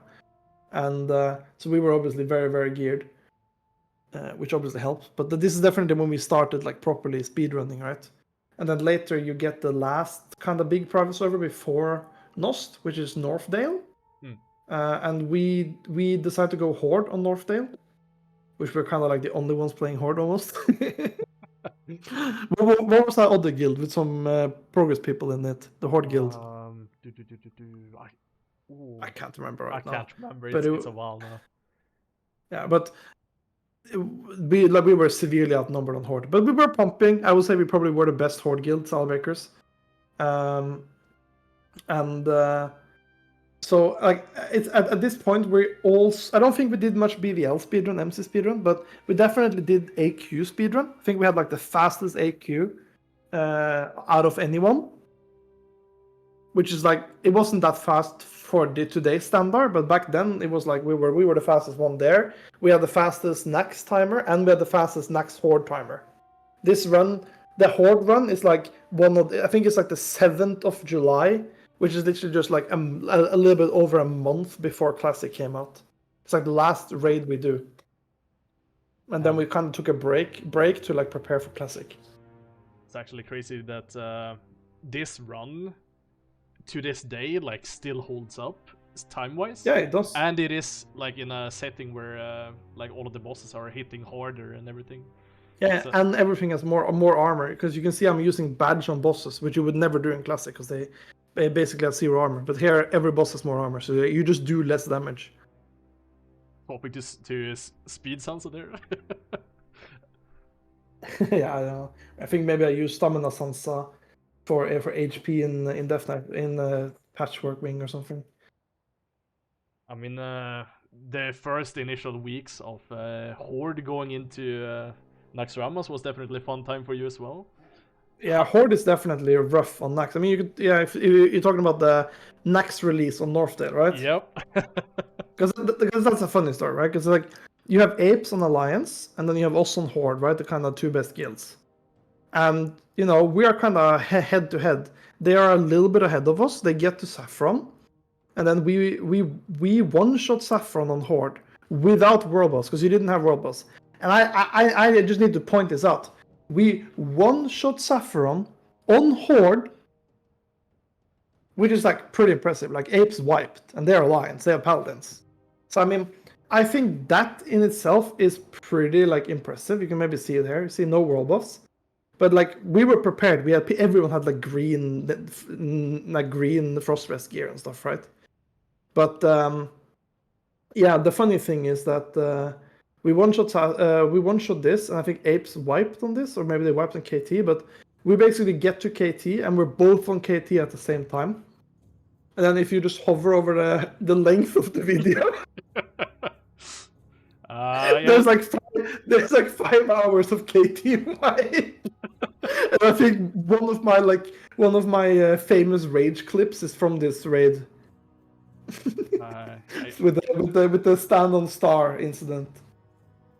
I think it's. I mean, you can look at if you just look at our roster here, you can remember quite a few names there. Like there's Skeeto. Do we have Myos in there? Yeah, I think Myosin is on the warrior called Mashika, I believe. Yeah. So we have Skeeto, we have Myosin, like we have a lot of pretty good players in this raid, I would say. Narson Hunter, I think. Use Tranquil there. All Shaman, Simon. Is he on Hunter in this raid? Yeah, on the launch raid, yeah, he is. In the last speedrun, he's playing on the warrior. I don't think but here he's playing Hunter. Yeah, Slayer X. He was raiding with Dank Buds for a while. Like right now, yoinking some gear, and then yeah. I mean, Northdale was a fun server. You have like T Mugsy with dogs and stuff like that, right? Definitely a crazy server for sure. Yeah, but yeah, I mean, this is like when we kind of did, like proper speedrunning, fully buffed, all consumes. Like you saw Skeeto popping those Valentine's stamina agility buffs and stuff, which would stack on private servers actually. So this was like when we really started tryharding, and we were ready for vanilla. We had a basically pretty stacked roster going in. We recruited like Captain, which if people played throughout 2019, they will probably remember him. We recruited him on Northdale. Came with us to Classic. We had Nars, Tweety, like a lot of big pumpers, Steps. We still had Actus, like Severe was good for good time. Like we had a lot of people. We did lose some people to Progress and stuff though. Like Skeeto, for example, he joined Progress. Didn't last that long, but then he kind of joined Nota and obviously did really well with them. For sure. But that is more or less like the ending for like private server speedrunning. Of course, like we're heading into 2019 August 27th. You of course have gathered all of the Baker's Peak, but probably recruited a shit ton of new people. What is your leveling group looking like? Yeah, so leading up to Classic, right? We obviously had like a spreadsheet. We would have all the leveling groups. We had like a spreadsheet of items that people should get during ranking and like not keep, like stuff like the minus hit thing from Elwyn, Light of a Loon, like a bunch of these like weird classic items, right? Fish livers. And we had like leveling groups. Yeah, fish livers, for example. Yeah, for sure. I mean, I still have them on my character in MOP now in the bank, I think. Obviously useless at this point, but yeah, I didn't use all of them. But so you asked about my leveling group was maybe a little bit unfairly stacked because I had me, and I had LAN party with my real life friend Wealthy, the guy who played with me back on Nostalrius, and he was having LAN party with me on Classic Launch, and then it was Rightmate, who is kind of like since Chronos been like my pocket healer, like he's like my guy, For sure, and the guy in the corner, always keeping the tank alive. And then we added the boyfriend girlfriend, the Nars and Tweety, so it was pretty stacked group, I would say. Well, might have saved another group if you would have split them up. Yeah, I mean, we were definitely. We were the first group to 60, so I think that says everything we need to say. Like all of us was 60 before anyone else, basically. I mean, it's obvious. Like compared to like apes, we weren't like super try hard leveling, right? Our goal was to clear MC before the first reset. That was kind of our goal, and then we kind of failed that, but yeah, happens, I suppose. I mean, you were sitting on getting number 3, right? Only falling behind Onslaught and Apes at this point. But yeah, because we were in MC on the Tuesday. I think Apes cleared it was Saturday. Yeah. Yeah, so we were in the we were in the MC on Tuesday, and we probably could have killed it, but like we got to like 30%. I remember he submerged and the server shut down at like 3 a.m. And at that point we were kind of like exhausted from like a week of leveling. We had like 2 level 60 mages, I think. Everybody else was under 60. We had like 160 warlock, and I think that was like the only warlock in the run. Maybe we had more warlocks, but it was a giga scuffed, that's for sure. We did not have. The sad thing is that we even had like couple 60 DPS who had just gone to bed, didn't come to the raid. Kind of sucks, but it is what it is, I suppose. I think, But I think if we go back in your VOD like at the time, isn't there someone that falls asleep during a like guard or something? yeah, might happen. I don't know. It was a scuff raid. We cleared up to Rag and we just kind of didn't kill Rag. And then if you look at the progression, I think we're like, I don't know, we're like 12 or something. But the reason why is because we kind of decided, we don't have to go on Wednesday and clear it. We'll just go next Sunday or something. I think, which was our like designated raid day. We just go on Sunday with better gear and just do it comfy. Because at that point, there's no point rushing it. Really, sure for ranking, but if it you're doesn't not really number matter. one, you're last, right? Doesn't I mean, matter if you don't get it, like our thinking was, if we didn't get first reset, then it doesn't really matter. You know, who cares at that point, right? For sure, for sure. So yeah, I mean, at that point, we had a very solid roster. We had like 2 full raid teams. We obviously put quite a few requirements to people, right? Because we were trying to be hardcore, and like one of the first things that I told everybody, and I was like, really, like, you need to do this. I don't care about like anything else. I was like, I think it was like within the second week after like we had hit 60, or something like that, second week after launch, I want everybody to be like have NG up. And I want everybody to have epic mount. I don't care if you enchant all your gear. I don't care if you buy BOEs. I don't give a fuck. Just get your epic mount, get your engineering, so we can like dominate in the world. And I think that first like month and a half ish on Gehennas, we definitely dominated in the world together with apes. I think the horde got smacked all over the place. Yeah, I mean, us being a super server at this point with like tens of thousands of people playing on it. Yeah, but for sure. Eventually, right? Eventually, all the dad gamers on Horde got to 60, and they would just outnumber us like 6 to 1. I remember because the Horde they'd all been gotten ganked so much while leveling in early 60 and stuff, right? I remember like on the Wednesdays, they organized everybody goes to raid at the same time. There was like 5, 6, 7, 800 hordes running from Kargath to Blackrock Mountain. It was wild. There was like a complete train of people from Kargath to Blackrock Mountain, non-stop, just a full train of people. It was crazy. I remember one of these big like PvP videos is actually where I think we're holding Kargath.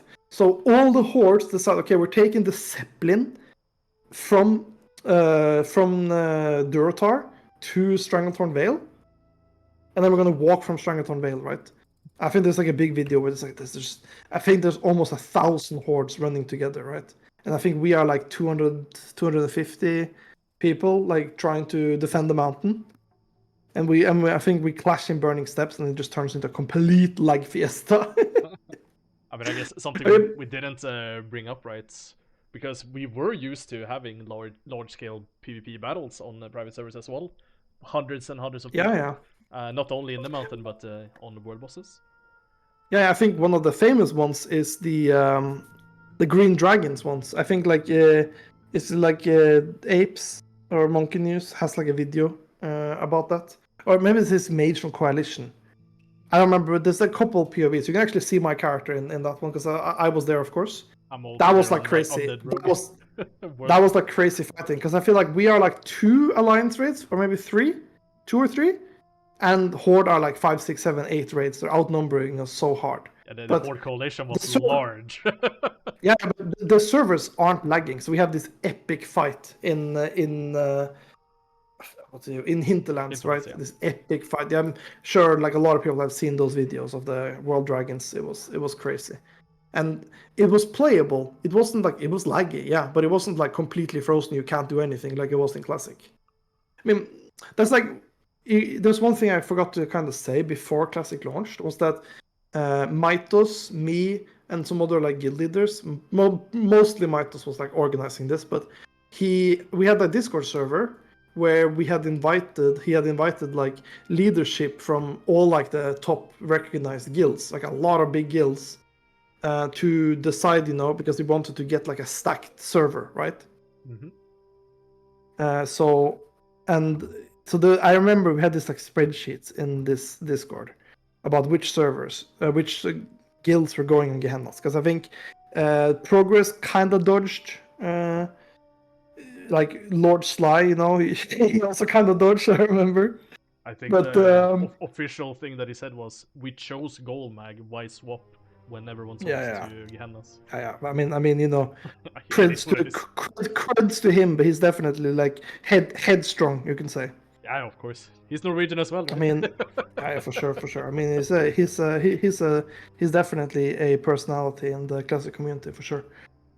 But so we had but a lot of people still decided though to go Gehennas, and Gehennas was definitely stacked. I think you could probably argue that Gehennas was probably the highest skill server, I would say. Like objectively, probably the highest skill server. With like the most like high level guilds with obviously high level players. And but it kind of got overstacked for Horde, and I just remember this meme. I wish I had the picture of the spreadsheet, but I don't think I do. But there was like a list: Alliance Guild on one side, Horde guilds on the other side. And there was like the Horde guilds were already like 2x the Alliance guilds. And I remember Horde GMs were like complaining, saying it was unbalanced. Because on Salad you had like on the Alliance you had like apes, obviously, salad bakers, and like Bisno, I think, or something, right? Yeah. So there was like, there's like Alliance too strong, We're like, bro, you're like twice the amount of guilds. What do you mean? I think in the end you kind of saw that Horde kind of outmuscled us, outnumbered us. I think Alliance, we still had our W's. Like Alliance did get the first Kazakh kill. I mean, I guess completely, technically, nobody got the first Kazakh killed because the server went down. But Alliance did kind of win, I would say. The boss was like 1% when the server went down. Like I think Bisno had the tag, but I don't think the boss actually died. Anybody looted it, but kind of similar with the Emerald Dragons release, right? When we're going with apes, right? And we get, is it 3 out of 4 kills? Oh yeah, true. When we jump off the boat from Felsamar, right? What's it called? In Feralos. The harbor. Yeah. From Fed the Moon Stronghold. We take the boat and we jump off and we have this big fight on the beach. Yeah. I mean, Alliance definitely had our wins. Again, this was a fun server for sure. But yeah, I mean, obviously our goal on Classic was obviously to speedrun, right? And we obviously had some hype around us, right? We had some cool videos. People knew our name. Like, it wasn't hard to recruit, to say that, right? So we obviously had to recruit a lot of people, find better people, change our people, get new people. We got this little rogue from Sweden pretty early at some point who forced us all to finally go and get VCB because he was getting VCB all the time. I can't remember what was his name. I think it was like Doctor D Rat or something. Was something like that? Dream State Rat, I think. DS Rat. Oh yeah, DS Rat. Yeah, it was Drast. Yeah, true. Yes, he joined us. I don't know that person. It could be anyone. No, obviously. Return, disbanding and finding a new little home with this other Norwegian. Yes, they do. Yeah, I don't know for sure. I mean, yeah, that was kind of like we started. It was Classic. It was giga hype, of course, right? Joker had 600,000 viewers when he dinged 60. Like it was 200,000. I don't remember. It was like some crazy number. Crazy numbers anyway. It was like Classic was super hype. Like obviously Maito started streaming. The guy who said he would never stream, but then he did. And obviously his stream popped off all of Classic. And I started streaming more regularly as well. My stream went pretty okay. Like it was just super hype, right? We were speedrunning. We were trying to pushing an MC. Like a lot of guilds were doing it, right? It was such a good time. Yeah, and then we recognized really early that we keep losing buffs all the time. Like we don't get all of the 32 buffs ever on the slots.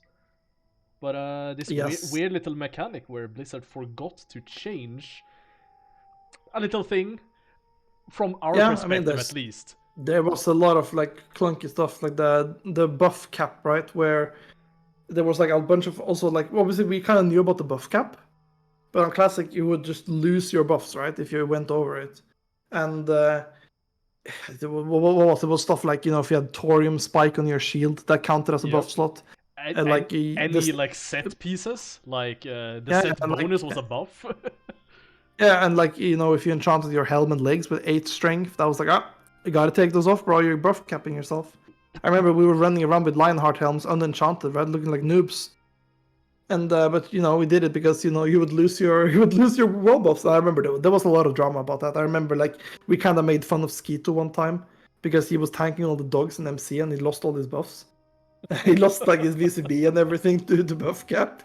I mean, it And wasn't I remember it until happened so many times with Mitos as well. yeah. I mean, it wasn't until like right before TBC launch that they changed it so world buffs were Yeah. their own category. So Yeah, it's it was a definitely thing that happens throughout all of the game. I mean, it's definitely like there was obviously, we were now playing on Classic, right? This was some back engineered Legion client or whatever it was, right? So it was obviously different than the 1.12 client, private server clients we had been playing on for years. So definitely a lot of like new things to find out, new things to learn, new things to abuse, blah blah blah, right? We get told that Juju Flurry is working as intended, but if you tried it out, it does increase your actual attack speed, but it also reduces your damage output by 3%. And 3 attack speed does not equate to 3 damage. Yeah, basically gives like +1 attack speed, minus 1% damage. It was like, okay, nice. We also have it was Darmol bugged, something that is working as intended up until TBC, but they end up changing that. Where you could stack multiple Darmol buffs on top of each other, which is something that like I know people did like in TBC. I think like some of the first Vash kills had like druids with like 150,000 HP with like 20 Darmol tribute stamina buffs. It's a stupid thing. But yeah, as long as you reset Darmol and then went into a new Darmol tribute and managed to grab the buffs, they had a unique like a buff ID, so you could continuously bring them over and over again, and that eventually got fixed. But I also remember like this big debate about like values of armor and stuff like that, right? Because these were all, and like weapon skill, for example, as well. Because weapon skill was never such a big thing on private servers. But then we come to classic, it's suddenly like giga OP, right? Because of the whole interaction where when you reach the 305 threshold, you only need 6% hit to be hit capped over 9% hit. Yep. And I mean, turns out a lot of the armor values from Chronos, which had like lower values compared to like Nost and stuff, were like the correct ones, right? So in Classic, compared to like the servers that I had mostly played on, stuff were like less tanky, and in a lot of places did less damage as well. Which definitely like meant that like at this point you had to dual wield tank, right? Because people were pumping. You just had to do it. I think on Northdale, I'm pretty sure I was dual wield tanking, right? I think so. At Northdale, I was like full dual wield tanking most of the time. I mean, unless you're tanking the A bombs, right, on KT phase 1, right? Hitting you for 8,000. Oh yeah, true. the private server Abominations had like wrath damage numbers or some shit where it like smacked you so hard. The ability we eventually, right, we get to Naxx, but Naxx ability being hit on you as a tank, you're expecting a lot of damage, and it does 15. Yeah, you come into a pro. Yeah. I mean, it's just crazy to think about that. Some like the vanilla values on like for example Saffron is like the same as Wrath values on the AOE. It's just like what the hell, pretty crazy. But speedrunning is ramping up. We are heading towards the last few IDs in phase 1. We have seen people like Dream State has been pushing their speedruns quite a bit. We see, well, Return to some extent, right? Return had the #1 time for a little bit. Progress is obviously pushing. We do have ranking in at this point. And Bakers is not holding back their reins either. We head into the last ID. Can you speak a little bit about the last ID of phase 1? Yeah, so obviously the number one speed throughout the first phase was, like you said, was back and forth, right? You know, 1 week is this team, you know, then there's another team, it's like Calamity, Onslaught, Return, Progress, Dream State, Goosey, right? You know, like Maximum Effort, many guilds, right? But towards the end of phase 1, and this is like, phase 1 is kind of like, it's like before they start releasing the ranking, right? That's like what's considered phase 1. And we, like, throughout like the leveling and doing dungeons and stuff, we had kind of like noticed that in when you do jailbreak in BRD as Alliance Attunement Onyxia quest, when Windsor picks up his armor in the armory, he does a buff, Windsor's Frenzy, which is like increases attack. It's like you put a buff on a player and it gives an aura to you and everybody in your party that gives you 65% attack speed, which is like a crazy buff, right?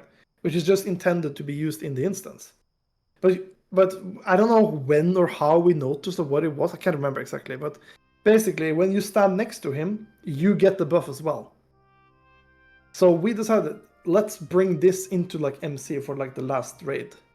So, you know, I'm setting up this gigantic effort of like summoning and, you know, because there's no boons, right? You can't boon anything. You have to have your buffs on.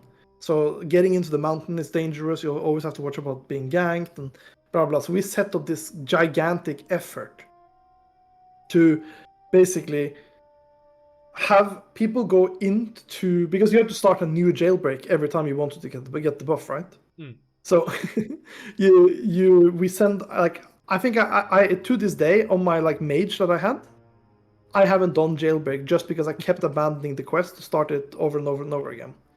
And like, so we're, you know, bringing 4 players in with my mage, get the Windsor's Frenzy. Then we had summons ready to like summon and enter straight into BVL. And we did that. We got people in. I think we got it. I think we decided just to get it on like 5, 6, 7 people, because we could just put one guy in each group, and then he would buff the other melees in his group because it was an aura. And so that's what we were doing. And funnily enough, I was holding leader on, I think, my mage. No, I was holding leader on my warlock who wasn't saved to MC. Then at some point, because I wasn't really playing my warlock, I was playing the mage. My warlock gets logged offline. Leader gets passed to my stupid mage, and I managed to save myself, my own warrior, and like our top rogue DPS, Talasavu, one of our like high warrior DPS, and another guy. So I managed to save 4 of our best DPS to my POG ID, so they get locked. Because this was before they added the, are you sure this ID is a save or something is cleared? Are you sure you want to go in yes or leave instance, right? Just instantly, like no so timer at all. As soon as you enter, boom, you're insta saved, right? Because I had been like a bit complacent and gone offline on my warlock. But I mean, it's like I was doing so much sorting, right? Summoning people, talking to people, getting people here, there, blah, blah, blah, right? I was organizing, and then I kind of missed that. I managed to save myself and like a couple pumpers, which was kind of annoying. Which is why in that run I'm playing my warlock, putting Curse of Wreck, running around like an idiot. I don't have speed items, so I end up like super far behind everyone else when we go to reg. But yeah, we bring this Windsor's Frenzy buff, and obviously we're pretty sure that no one else is doing this, right? Nobody has done it before. So we wanted to also we need to do this because we want to be the ones who do this, right? We want to have credit for the tech. So we do that, we do the raid with it, we make like a meme video, we get the number 1 time, we make fun of the other guilds. We put in some clips of like progress or something wiping on get done, and we have this like meme video about VCB versus Windsor's Frenzy as well, which is like I think it's really funny because that was like the meta meme at that point with the boomer versus zoomer. So yeah, we bring this buff. And it looks like Blood Rage. I think on the picture there we have added like Super Saiyan hairstyle to it. So this is like the fastest speedrun in phase 1 in MC. So pre-ranking, and we are using this crazy broken buff, right? And yeah, it was fun. It was definitely broken. I mean, I know that after we did this run, obviously this is like I talked about like the drama on like forums before. All that drama now had moved to like the Gehenna's Discord and like the Warcraft logs Discord. That was like full drama all the time, shit talking, trolling all the time, right? And we were still doing that. We would be trolling people. I remember when we like ganked a guild out in the world, we would go on the Gehenna's Discord and just spam them, right? We would just full troll them all the time. And we did this. We released this video. We're like making fun of like other guilds. Skeeter dying will I'm watching, right? Like you have I think you're trying to kill Geddon, and like half the raid dies, right? Yeah, there you go. And yeah, Onslaught as well. Everybody's wiping on Geddon.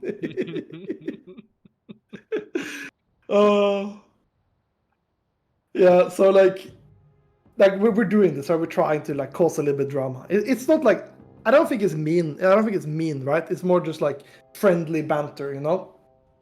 For sure. I mean, but so much rivalry between all these guilds for years, for sure. And bringing in a little bit of fun into the videos. It's always fun. Yeah, for sure. And I think we also managed to. Yeah, I think I managed to upload the log on the wrong. Like when you upload in Warcraft logs updater, you have to choose which guild. Right, and I managed to like I had just done my pug like earlier in the week. Then I forgot to switch it to the guilds I uploaded with Salad Pug, which is like turned into kind of an extra meme. Oh, there you go. Tadasawa motor self. Yeah, self. Yeah, so. I mean, you can see. Yeah, we ended up. It's a bit sad because on Warcraft Logs Discord, they've just, on Warcraft Logs page, they've just merged Phase 1 and Phase 2. So you can't actually see the Phase 1 times anymore.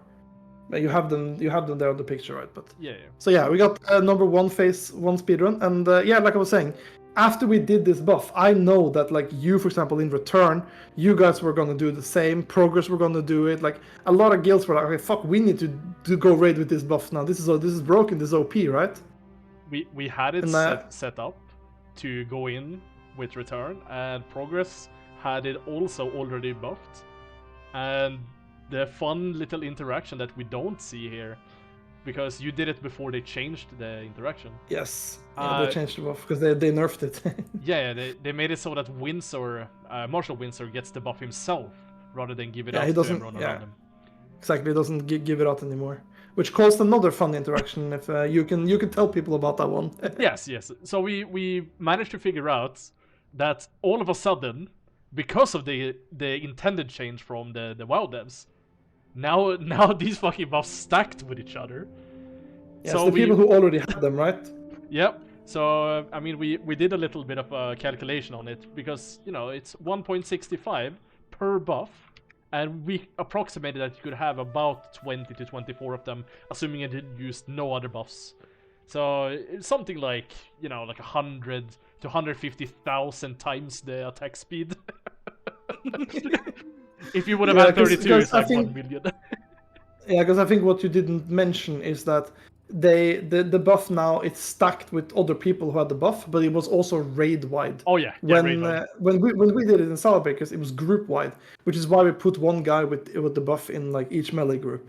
So you can see Nars has it here, and so he's buffing his friendly group. And you can just see how fast his attacks are coming. It's crazy, right? But so yeah, like they broke the buff. They made it stack with itself with other people with the same buff, and it was raid wide, so it just got giga broken. I am actually a bit disappointed that none of you guys decided to go with it, but I think it was also like the last possible raid you could do in Phase 1. I think. Yeah. Like officially in Phase 1, so I think you like a lot of you clicked it off, which is a little bit of a soy move. It would have been way more fun to have like the most broken MC of all time, but it is what it is. I understand choosing to click it off and try to go for an official time.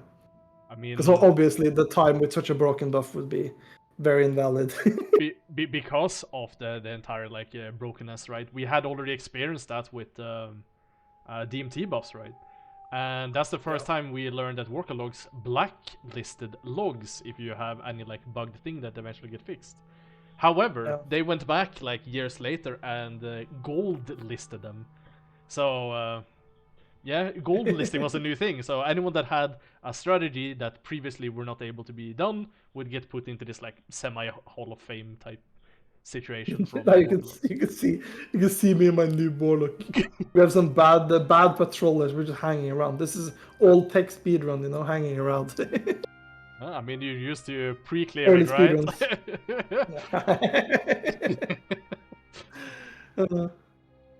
Well, but this run obviously, right? It gets the phase 1 record. Eventually, right? They split it up into phase 1 and phase 1.5 with their ranking updates, because people would get, you know, new gear, and then eventually they did split them up into having phase 1, phase 1.5, and phase 2. So all of them were, you know, coexisting, but then they just merged them all. So yeah, merged them all. So in the end, when you see phase 2, it's like some people have rank 14, like the first batch on like the last raid. They have, this is when he loses robots. In like the last batch, the first batch of the first like bracket, they have rank 14 gear. So like in the end of phase 2, most people have at least rank 10 or above, right? So it's obviously a completely different game when you have a full roster with warriors with rank 10 or above gear, right? That's super broken compared to like anything else you could have before. Because before you're just wearing like pre-base true strike, like shit like that, right? Like Black Dragon scale. Stuff like that. For sure. But phase 2 ends up, you know, rolling through. Bakers doesn't get number 1. It actually ends up going to a Horde guild, something that was kind of unprecedented. Having looked it's Dream State, right? And then... Yeah, Dream State on Horde managed to grab it. We did see the blood shards actually being used for once. So not only the tank buff. They used that speed buff, right, from the Baron's camp out next to Mulgore. Yeah, Camp to Russia, yeah, exactly. But so I mean, in the top 3 in phase 2, in the full MC phase was like Dream State, Progress, and then Salad, I think. I think it's that way, yeah.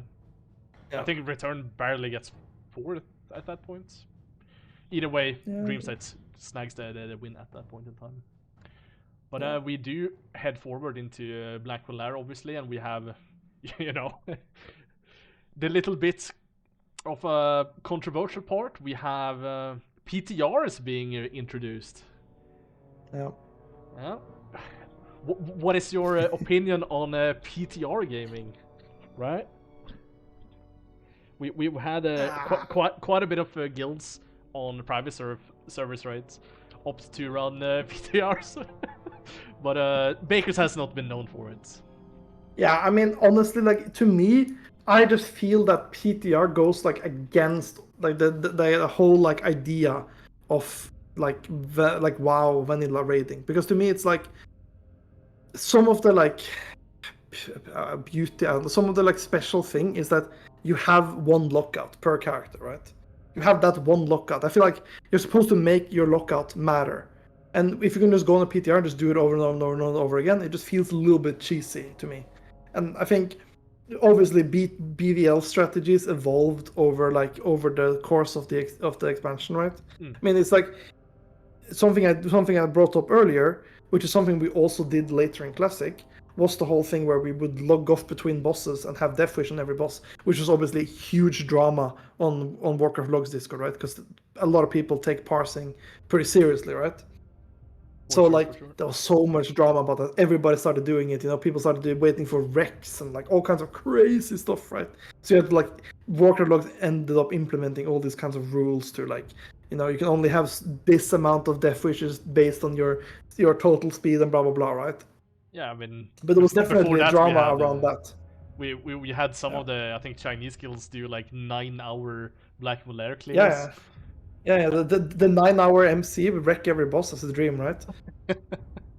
I mean, I think I was always nicking like father of logout runs on Warcraft Logs basically just because of this, and I feel like I can take some of the credit, at least in terms of Classic, because we were really the ones who kind of started doing it first, and you know, helping cause some drama about it for fun, right? Obviously, people took it to extreme lengths, right? But it's also not just to troll, but it is a bit more fun when you can have CDs on every boss, right? Regardless of whether you think it's cheese or not, you wanna do the pump with Death Wish and Potion, the full crank, right? I mean, in the end, we have still to this day the possibility of doing that, right, with the all-star points, which they introduced after a while, right, for only individual boss parsing. Yeah, I mean, I think in BVL we were definitely like competitive throughout, but I think obviously we definitely saw like a dip in our performance, especially once PTR started coming out, and it just kept being out. Like the PTR was for like CG or something, right? The people just used it to go do BVL over and over and over again with full buffs. Yep. And I mean, it's like we were obviously noticing a dip in our performance compared to other people. Like they were going faster than us, right? And we couldn't really keep up because we weren't doing it, right? But I feel like, I mean, it's like, at least to me personally, I always feel like we were doing really well most of the time until everybody else started PTRing. I feel like that's when people started going like ahead of us. I think like maybe not specifically in BVL, but we were always like kind of getting the fastest speed every week. We definitely had #1 speed in BVL at sometimes. Yeah. I mean, we have several like screenshots from back then where we did snag it from. I think Progress had it a little bit. Yeah, like, it was. early. I think mostly in BVL, it was like the 3 top guilds were probably us, Progress, and Onslaught. I think. I think Nota came in towards the end because of PTR, and kind of snagged it. I'm not gonna lie, they were kind of nowhere to be seen. I mean, that's not true. They were like top 20, right? But I don't think they were like near the top until PTR. I know they did a lot of PTR. And it's funny, right? Because at some point we were just kind of like, okay, fuck it, we need to go do PTR. Everybody else has such an advantage over us. And so we tell everybody, okay, we're gonna go to PTR this day. Make sure you prep your gear, your add-ons, add UI, etc. We log in, we get to the raid, we go inside. Server shut down 15 minutes. So the first time we log on PTR, they shut the PTR down. I mean, we also made the decision that we were not gonna hide any of the practice either. So yeah, we were streaming we were it. streaming PTR practice because no one else was doing that. And then it shut that's down. actually that's actually another big part. Like I think at least I would say that we in Salbreakers have always been like maybe that comes from me, but I believe in being like transparent. I don't like hiding all the tech. Obviously we hide some things, but we don't go like full log hiding and showing nothing like certain guilds, right? And I feel like I think this is like something that like my opinion is very different to maybe other guilds, but I feel like hiding stuff is kind of lame because I feel like showing it to the community and kind of pushing each other, coming up with new stuff, and then somebody maybe takes it further and like improving overall as a community. I think that's like a better thing overall for the community and for the game. That's like my opinion. So I've always been against, like, that's also one of the reasons I've been against PTR, right? Because that's kind of like hidden, right? And it's kind of like, I don't know, I want overall the raids to be better for like everyone, kind of, in the sense that it's more competitive, more fun. For sure. Something that I definitely do agree with you. But yeah, however, I mean, there are guilds who want to keep everything hidden, and we're always gonna have that, unfortunately. Yeah. I mean, it's fair enough. Right? It's what it is, right? But I mean, not to say anything, but the certain guild that has always done that has kind of backfired on them every time. I mean, yeah, we had Progress, right, in Naxx, who didn't manage to grab it, hid everything. Yeah, they were here hiding the logs for how long? I don't know. It was so long. A while. Uh, But I mean, like, yeah. So like in BVL, right, towards the end, I think Progress ended up having the best run. I think also that's like something that's like to think about, like because I look through your Discord a bit. People ask like tactics that people didn't really get to use or were theorizing but didn't really get to use. And I think in BVL I feel like there's a big thing there because now in Anniversary you see in the meta, right? I mean people do the kind of like glitch positioning with Neff where you like kill him on the gate. Yeah. But if BVL had lasted a bit longer in Classic, you might have seen that. You might have seen that happen, but you would have definitely seen the tactic which people did a little bit towards the end, where you would skip a bunch of the trash and then pull it into the boss later to kill. Right? Yeah. I think that would have been taken to further levels than we got to see because we got the new patch, right, and a new phase. I think like initially it was some of the German guilds that were doing like triple tech packs into to Nefarian successfully, but their overall run was just not fast enough. Yeah, But, I mean it's like Onslaught when they did the triple pack the first time, and they had like one shaman use like 20 distilled wisdom in one pull or something. So like I mean, I think about the PTR thing, right? I think there was this kind of thing where we finally caved in and we went on the PTR, and it just instantly shut down as soon as we got like full raid in there. It started shutting down like 15 minutes. So we were always memeing about like Progress had GM who now shut it down and screwed us over. Definitely. But I mean, it was just kind of funny that we finally go to the PTR and then we get cocked, right? But also, I think if we're like keeping the thoughts on Black Moon Lair, right? Because this is like the first time that we are seeing the Chinese guilds actually pop up. If we go back and check for Phase 3, it's not a North American guild, it's not a European guild. That's true. Wins. That's true. It's actually that's true. I think United that's true. They had the fastest run before CG came out, right? Yep. And their strategy. I think we had the second high. I think we had the second run. Yeah, we had at the time #1 up until then. Yeah. But oh my god, I'm looking at my old UI. I fucking hate it. Yeah. No, I mean it's worth to mention like some of the tactics that people did use that got nerfed. Right, was the Blade of Eternal Darkness with the mind vision. So you would proc and you would pre-clear, or you would pull like trash from upstairs from Vale down and kill it during Phase 1 and stuff like that, during Razorgore. Yeah, I should have the video here, but yeah, something that the Scene United actually kind of perfected was their use of a Warlock pulling the entirety of Suppression Room into the bottom part. Wait, did they actually do that? Because that's what we were trying as well, but we found out it was kind of like slower. Surprisingly, it saved like 30 seconds almost to our attempt at doing the same thing, and they managed to do it successfully.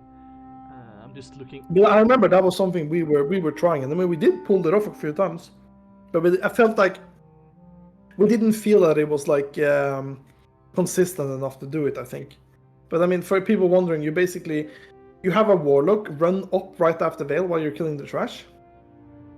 So he would stand at the gate, and then he would invest potion past, and he would like send his imp while it was phase shifted, because then he wouldn't get slowed by the traps. He would send it all the way upstairs to like pull dragons from upstairs, and then he would pull it down and petri. So you would have all the the idea was to have all the suppression room mobs stacked. So you would just come in AoE taunt and separate down, and then just run through suppression room. This must be Phase 3 because I'm still part of the fucking clear here. I think the entirety of Phase 4 I'm not killing this back. I did find the video though from this is Calamity Keksek, right, using it. So he equips Blade of Eternal Darkness and then spamming Mind Vision on the pack, right? He manages to pull it out. If this wouldn't have gotten fixed, this would have been probably the best thing to do during Razorgore, because Razorgore is so fucking boring. Yeah, I mean, you would have seen it later in Naxx and stuff as well. For sure. But yeah, I mean, rightly so. It's a mechanic that shouldn't work, right? Because it's only supposed to proc on damaging spells. So, I mean, it's like fair enough, but yeah. But I mean, I think again BVL at the end, I think we ended up 4th. which is like, I mean, it's okay. We would have maybe been on time with progress, but in our last run, we had like two kind of glitchy things. Well, one glitchy thing and one Pepega thing, where like we were stacking the technician packs, right? And we had a paladin run up and do it. And I think what happens is that it resets the trash pack we're currently fighting, even though I don't think he was in combat with them. And they kind of like, there's a mob that respawns and they heal up to full.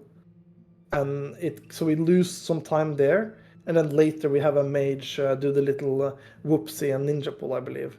So we end up pulling a trash pack we don't need to. In hindsight, this is the same exact thing that we saw Progress in Anniversary actually abuse in order to... well, they didn't get the record in the end, right? But because they wiped later like idiots. Yeah. But more or less, like, if anyone exits combat, like, at all with these kinds of packs, like, assuming they've been on the combat table, then it causes mobs to respawn, like the entire pack to respawn. I think it's here it happens, right? In this pool here now, I believe.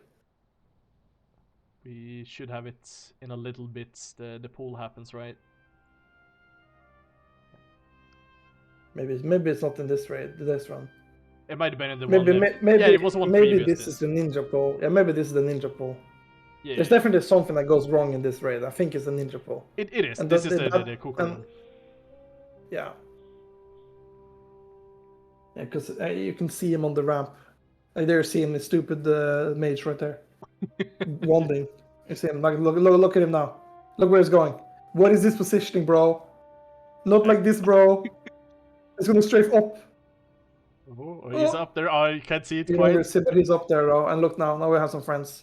When I turn around. I mean, if you just like start a timer now, see how much time we lose in this. It's about. Yeah, There you see them. Let's see. I turn around and then you see the pack. They're all arriving. Yeah. Because like this pack now is basically dead. There's like one spellbind the left. Yeah. Right. I mean, we would have been on time for I think like an 1845 or something. Definitely like same time as progress. It would definitely been close with us in progress. Yeah. And we ended up fourth instead. And that was without any PTR. All these other guilds were spamming PTR. You know. I gotta say it. You know, maybe I'm being cringe. Some people will say that, and I understand that. But you know, that's my opinion, and to me, it's valid. You know. I mean, it's. You see, like how much time is this? Holy. Makes me sick to watch. so much extra time. Yeah. That's at least like half a minute. On top of wasted cooldowns, it's like it's fun. Yeah. But Black Valera eventually ends. We do head into AQ. Yeah, AQ, Scarblord grind. We start the decision, right, to not help with the collecting of materials on Gehennas. Yeah, we just thought, who cares, you know? Eventually, right, I think Mitos puts on some server-wide effort to actually finish it off. Yeah, Mitos is also. I mean, we do help him though. It gotta be said.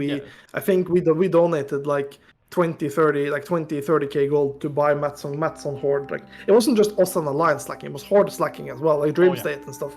Also doing nothing, right? And I mean, and like back then, like this is like before GDKPs really popped off. So 30k gold at this point is quite a lot. And I think the biggest contributor, someone that was in Baker's eventually, right, Gracious, I think he donated like 200,000 gold worth of mats to the fucking effort, which is crazy for he was kind of he's like that type of grinder guy who just grinds stuff all the time. But yeah, I mean, AQ was definitely a special time, I suppose. We choose for the first ID to have everyone with mounts because we weren't gonna be the first to clear anyway. Yeah, that's true. We did trash farming, right? Yep. I think our idea was basically we were like, we're not gonna get the server open. We don't really care about server first. Who gives a shit? Like Mitos and Apes are gonna go sweat for that. That's fine, fair enough. So we decided let's just send like a speed run straight off the bat. because we obviously had some experience from speedrunning AQ on Northdale and stuff, so we had like somewhat of an idea. So our idea was basically AQ launch, we send speedrun.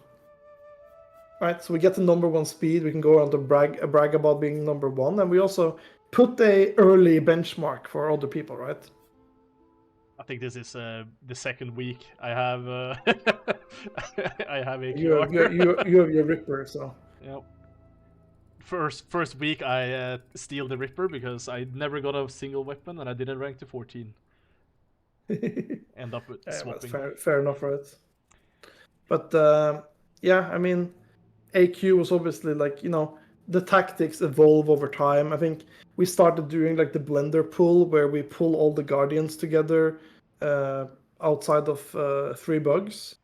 And then, you know, obviously there's like Nota pull. Oh yeah, is this when Talosawa gets assassinated by the rogue? It's Lars. It's Nars. Oh yeah, we have the Nars executed with the Game of Thrones meme. Yep. With like Windy killing him. Yep. And then Windy dies anyway. Yeah. That was a bit rough to lose like Nars and Windy straight off the bat. We're running double Hunter as well. Eplios being with us here. I think Slumped got pushed to Warrior. I think Eplios was pretty new at this point as well. Yeah. Of course, let's see. But no Fahnstein at this point, no. But yeah, on top of that, like continuing within, like the priority primarily for all of AQ and then later on to Naxx is just speedruns. And speedruns comes with a caveat in AQ. Yeah, big time sink, let's call it that. Yeah, the small you thing You wanna take it? Yeah, a small thing called phishing IDs. So in Classic, right, you can only reset so many IDs in dungeons, but within raids you can reset indefinite amounts. And in AQ there is, what is it? It's 8 packs, right? 8 packs of Mind Slayers and Slayers in this raid, on top of all the lashes. Yeah. But after twins, right? You have the like trash pack tunnel of doom, where like, oh, you know, there's where you're very, very likely to die and bad shit happens, right? Yeah, for sure. And all of those mobs, 4 mobs per pack, 8 packs, so 32 in total, they are randomized if they're gonna spawn as Mind Slayers or Slayers. Yeah. Slayers, you know, being the easy. They do silence and AoE silence, kind of annoying. If you're running a melee stack. And like big like whirlwind, but it's like that's healable, right? For sure. Whereas the Mind Slayers are, you know, mind controlling and slowing and. Yeah, they mind control. When they die, they fear everyone for like 6 seconds. You cannot break it. They are just like a super time sink. So the meta is just to have priests mind vision certain targets within, and then jump through targets with my mind vision to like check the ID and get as many Slayers as possible. And this is obviously like, you have to basically win a 50-50 dice roll. You know, how many times is it? Like 24 times in a row? No, it's more than that. It's like 36 or whatever. 32 times in a row. Yeah, 32 times in a row. So the chances of getting like, you know, 0 Mind Slayers is just astronomically low. So you keep fishing. You have many priests doing the same thing over and over and over again, starting from Wednesday all the way to raid is on Monday or Tuesday, whatever it is, right? But eventually, right, we do keep on going there. The speedruns at the time, right, always ended up sitting on private servers around the 40-minute marker. So yeah. I think the fastest one on private servers was like a 38-minute run that we smashed like first 2 resets. I think we had the fastest on private server. I think our Northdale run, it was with Naxx gear, I think, though, maybe, I don't know, but it was the fastest run. But it was like, it's obviously private server, it's a little bit different. Yeah. But yeah, we got, as you can see, like the first sub 30-minute run. So like, I mean, all the guilds were pushing each other every week, and in AQ you actually didn't have PTR, which I think in one sense benefited us, because I feel like one of our best like abilities as a guild is to kind of deal with shitty situations, where many other guilds would kind of crumble and wipe. we kind of, because we never PTR'd, we had to deal with shitty situations. So we got pretty good at it, I would say. For sure.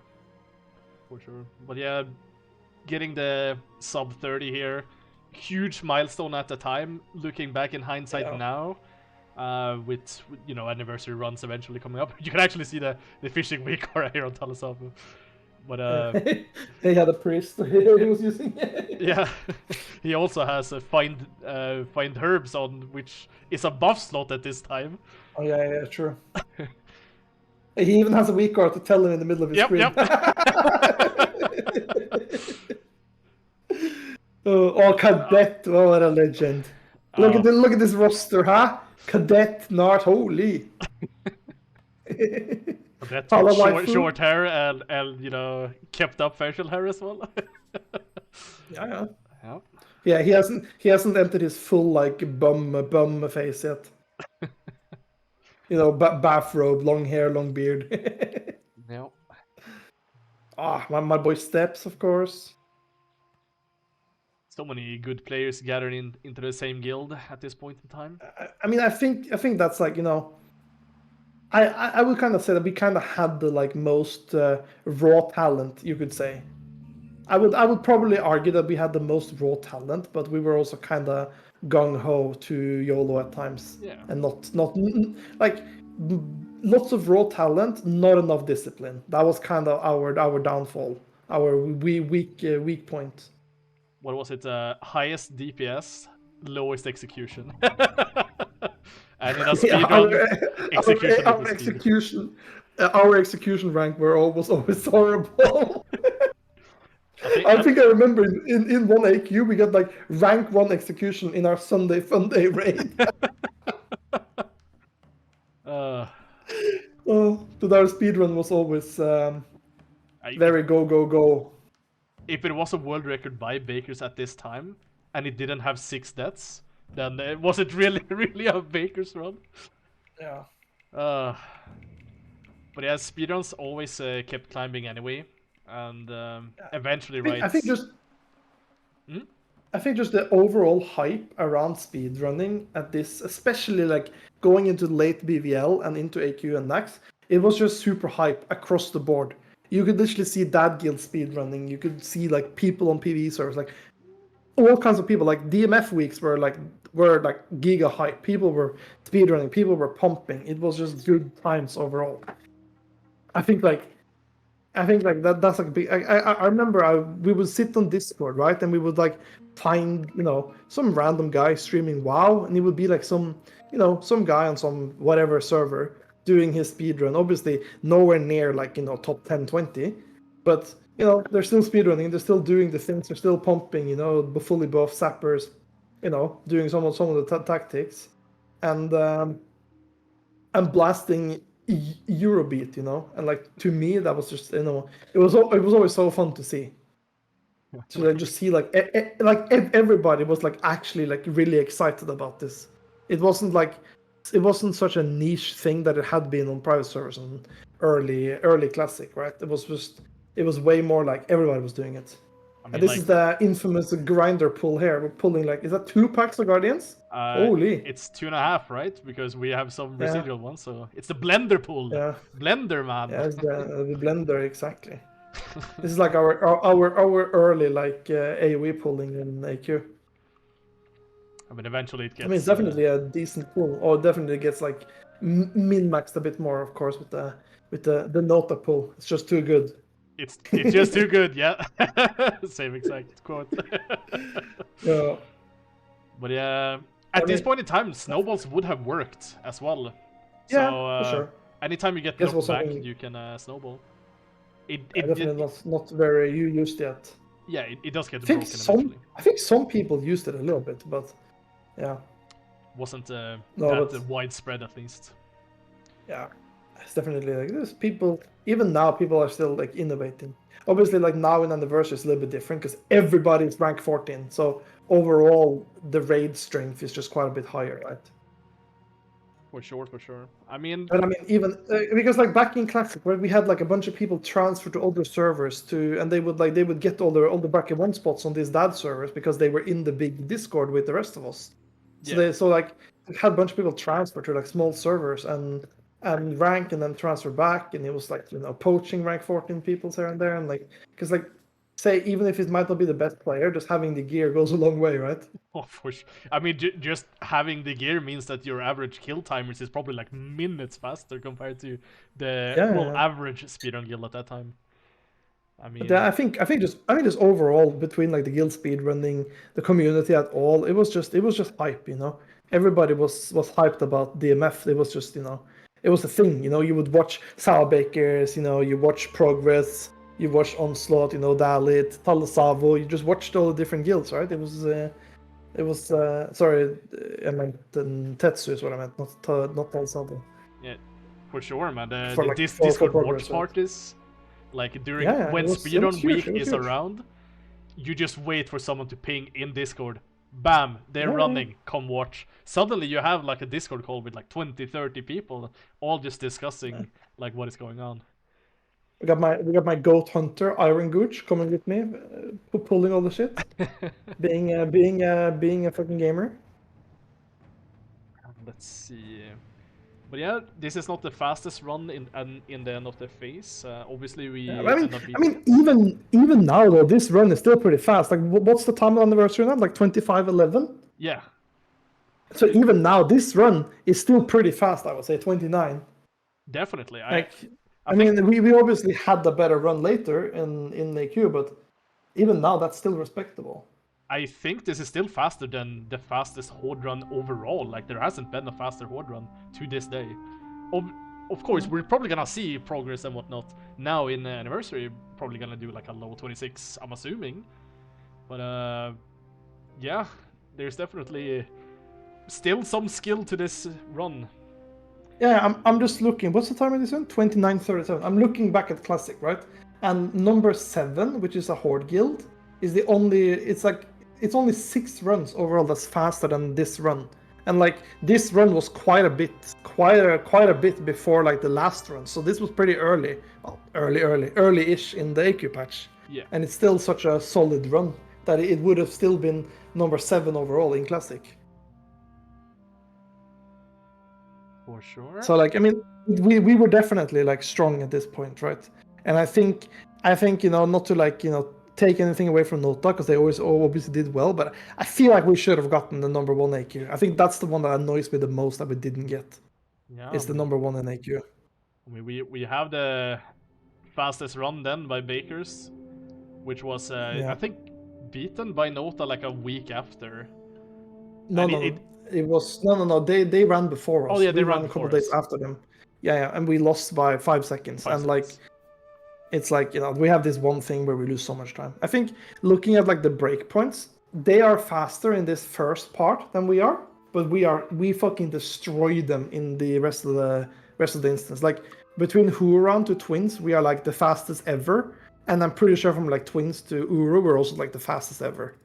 We're just zooming through there so fast. I know that Brightmate had a spreadsheet at the time tracking all of the different split timers and between the different bosses. And the twin emps, like the Huron to twin emps, like fight to fight split, is 30 seconds faster than the number 2. Yeah, we were just our our output was just insane. Our like discipline and stuff wasn't always the best, but I think if you go a bit back, you can see where I would say we lose the race, right? It's on Fag Race. Yeah, for sure. Because like what you want to do here is that there's 4 scorpions, 2 patrols of 2 going towards Huron that you want to grab in this pull, and we only get 1 of them, so we kind of overrun towards this side to get the second one and have to like backtrack a lot, and we lose definitely more than 5 seconds. So this is like where we lose it, because this is only 2. We need 2 more, so like there should be 4 here.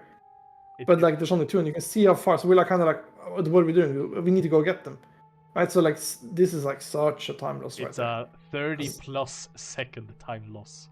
This alone. So like when we get to do this, like we should have been at the boss already, right? Yeah. At this point, basically. Oh, this is definitely where we lose it. It's because we don't. I don't know. It's like maybe Gooch, I think he didn't use rocket boots there, which I kind of asked him to do. It's a bit like unfortunate there, and we kind of, this is like kind of where we lose it, because I think at this point we are like pretty far behind Nota, but in the next part we are insanely fast. Like, I mean, I don't know. I would be interested to see our, like, if you like watch from here, I would be interested to see our splits here compared to like guilds like now, because I feel like we're doing this, like these sections are like pretty fucking good. We're missing one pack here, but is this the one where I don't fap, or is that another time? It's another time. You don't fap and you get every single buff in the game on you. Yeah. I think you push off your DMF hidden aura as well. Yeah, I get like every single. Oh yeah, punt the dice there. We have some deaths there actually. Jesus. It's just an off tank, so fine, you know. we still got Laty and Myers sending now, so we're chilling. We still have Myers at this point. The funniest part about this PvP is that Udal always complained because I'm covering up the last group. You can't see group 8. Oh, yeah, and that's yeah. the casting group. Wait, is this the raid where fucking Ganker one dies and we invite this other character? Yeah, it is. This is I see AK-46. This is AK-46. I mean, that was actually our like pocket strat, which we hadn't done, and we saved it for the last run. I mean, I can explain. It's like there was a limit to how many players you could have in the raid, because at some point somebody theorized you could just switch out the entire raid groups. I think some guild did it in some instances. Yeah, but basically there was a limit. You could have 46 unique players in the raid. So our idea here, Ganker one dies because he's a noob, so he switches character and then he instantly dies again. And we had like people sitting outside ready to go in. But our tactic doesn't Windy die here, or is that another raid? That's in another raid. This wasn't the final run, but he dies in another one. But our tactic when we Laty get there is that after Uru, we have a bunch of healers leave the raid, and we have DPS sitting outside, just zone in and take the teleporter to Cthulhu, because it activates after you kill Uru. You have enough time to reach. The main idea with this is that if on Cthulhu you can get Giga cucked by RNG, because in the second phase when he's like has the shield on him and you need to go inside the stomach, it's random. Here's the Drast famous Petri. It's like random who he eats. So you want to remove as many non-DPS as possible. Ideally you want Warrior to get inside to kill the tentacles ASAP, because you have to kill the tentacles to be able to hit Cthulhu. Yeah, like this part we're going so fast. We get a bit lucky with the abilities the mobs have, but instead of having explosions, we get enrages instead. I think on every single pack. So it's a 50-50 on that. I mean, even if you have Exploder, you just run away from it, right? But yeah. Also, we're definitely not giving much regard to mana or anything. We're just full sending it, and we're just all pettering off the plague, because you can use an infinite amount of petri. Just with the second petri gaming. Yeah, this positionally means we can just insta-pull, like not losing time. Yeah, this is definitely a very fast split. And I mean, obviously this one is Thunderclap a bit, so it's a little bit Monka. Thunderclap is obviously worse than anything else, but it's like we're just powering through it, and everybody's pettering off the plagues, and we're just fucking pumping. And no limitation. I mean, I also quite enjoy this one, because I don't know if you can see me, but you can just see me how I run into the boss. I think here, I don't think I'm the front one there, but I'm like the second one in front. But you can see me. I'm just holding down W, just straight in. I don't strafe. I don't do anything. I'm just straight in, no stopping, just full straight in. Literally no flinks at all. I'm just straight in. This one go.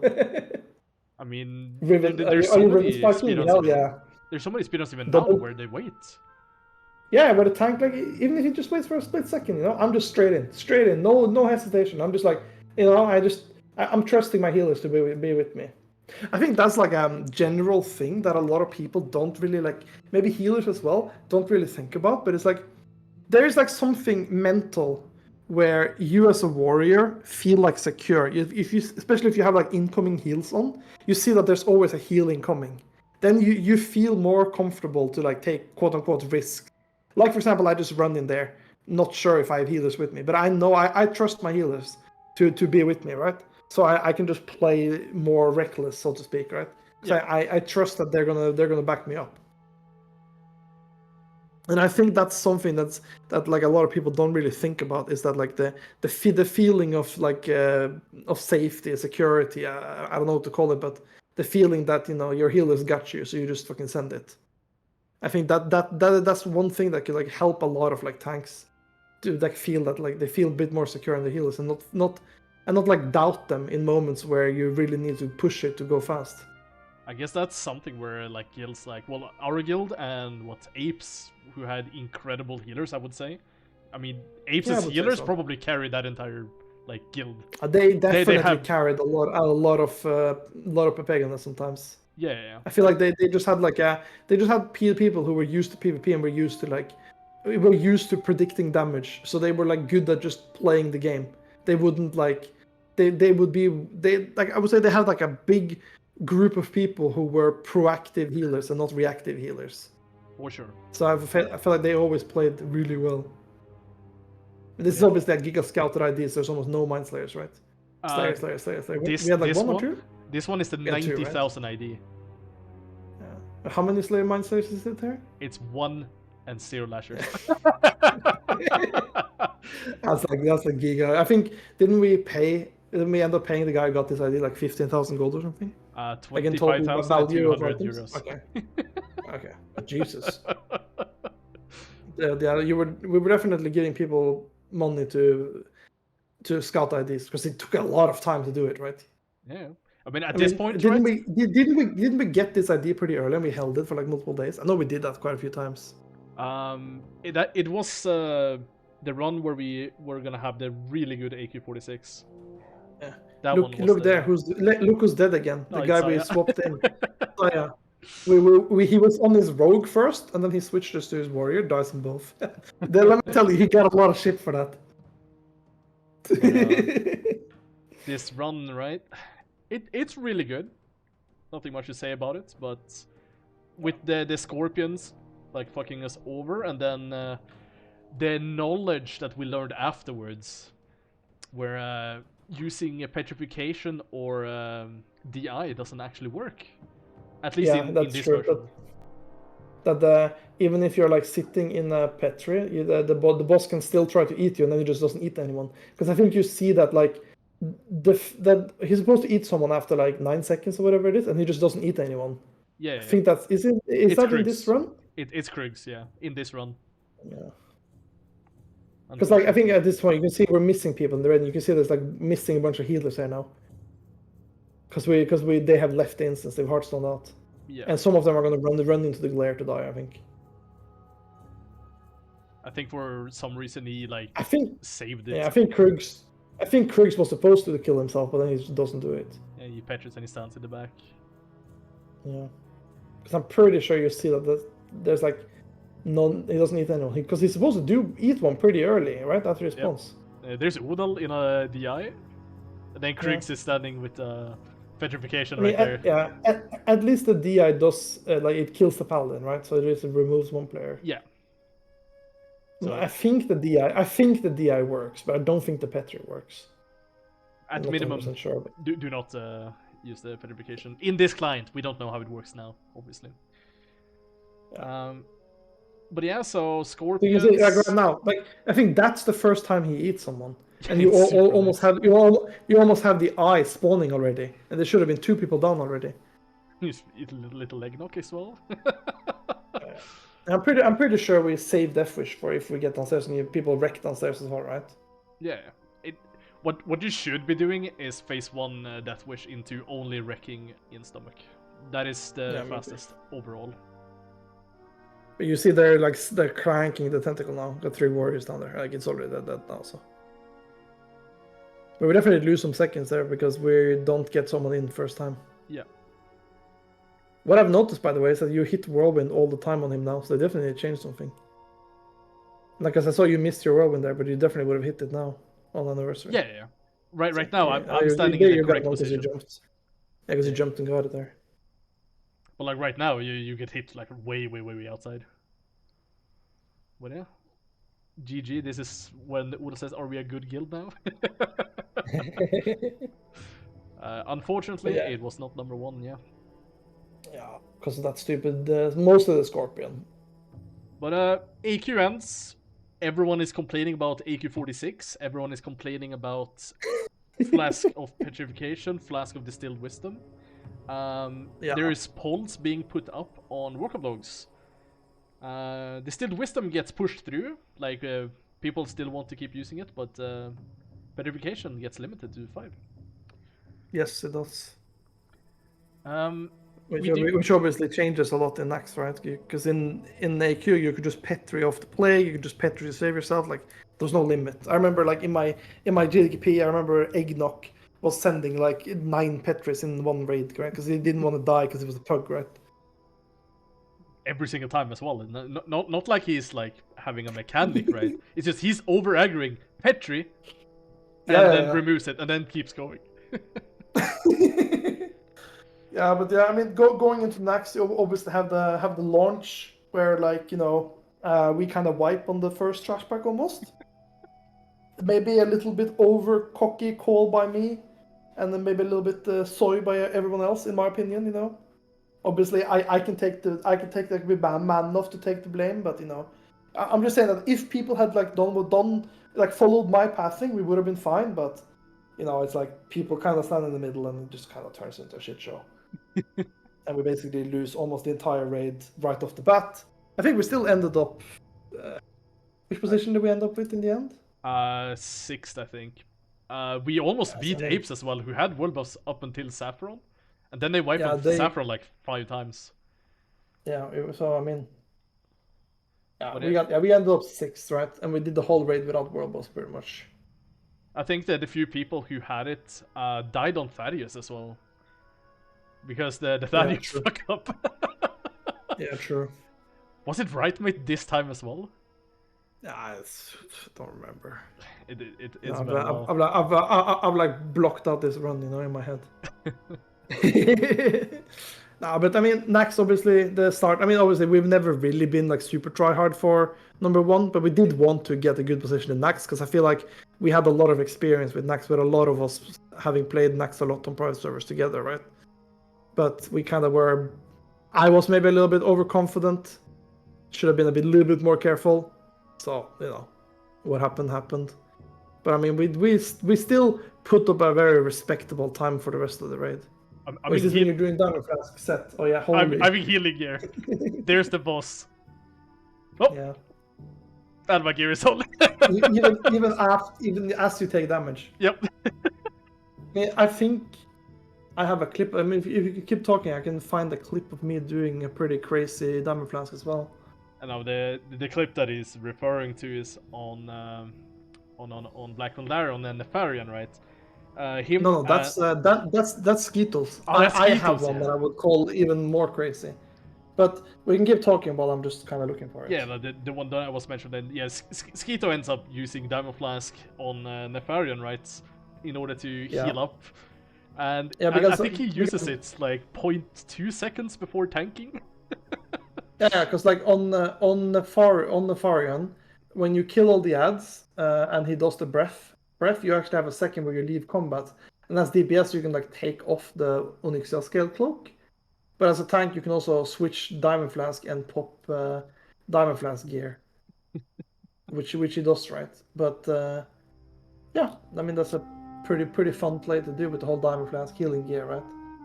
Yeah, but overall this launch night, because we had the initial death, like the pressure on us to perform as a guild, it's gone, right? Yeah, I mean, and we were kind of flaming each other the whole raid as well. For sure, but like the what you call it, like weight on the shoulders was just gone at this point. Yeah, at that point it's like, we kind of fucked up, boys. We just play, But obviously people are a little bit upset, right? Which is like understandable, I suppose it is. Still crazy So we opt to run the traditional route in this run. No, we don't. We do Abomination first. Yeah. No, Abomination would be the Yeah, it would be first because it's kind of like the hardest one, you would say. Yeah. To start there.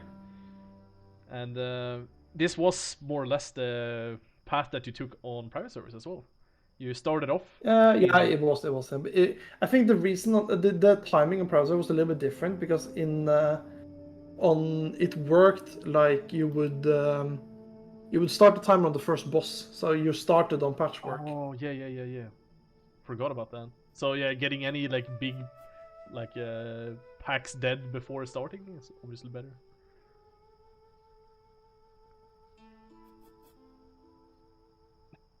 I mean, Naxx was obviously like much like AQ.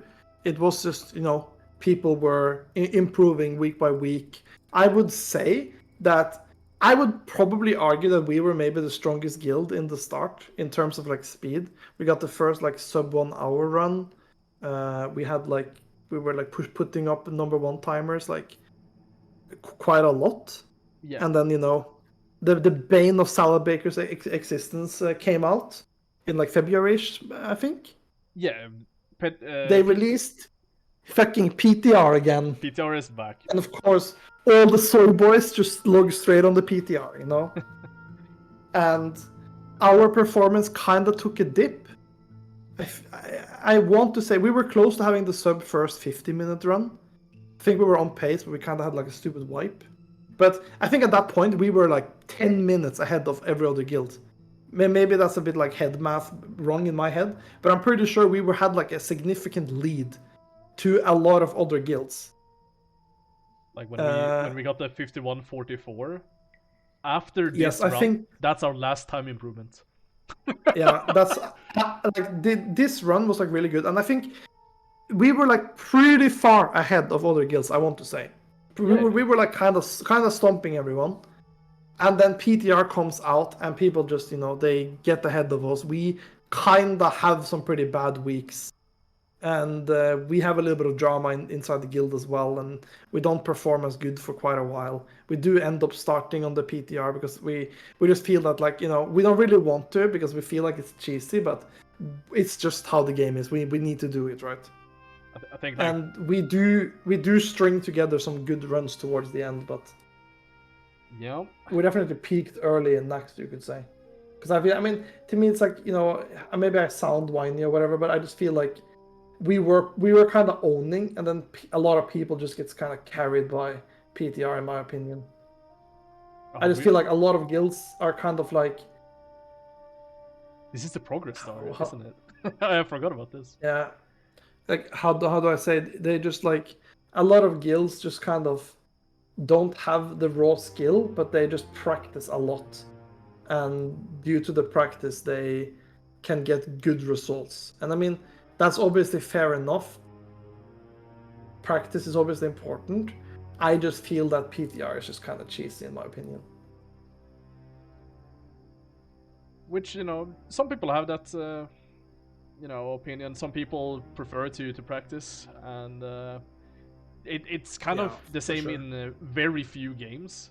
I think GoldenEye is like one of the few games that actually have the hiding and like practicing off stream and like learning new strats off stream kind of mentality, and like even hoarding records for like months upon end. But yeah, like after this run happens, I think when is this uploaded? February 24th, right? The next so that's like before PTR. Yeah, the next run we upload is 3 months later. Yeah. We didn't have a successful run for 3 months. No, it was definitely a rough time. I mean, we had some losses as well, right? Myosin ends up leaving to go play with my Myosin joins Nota. So you lose your tank too.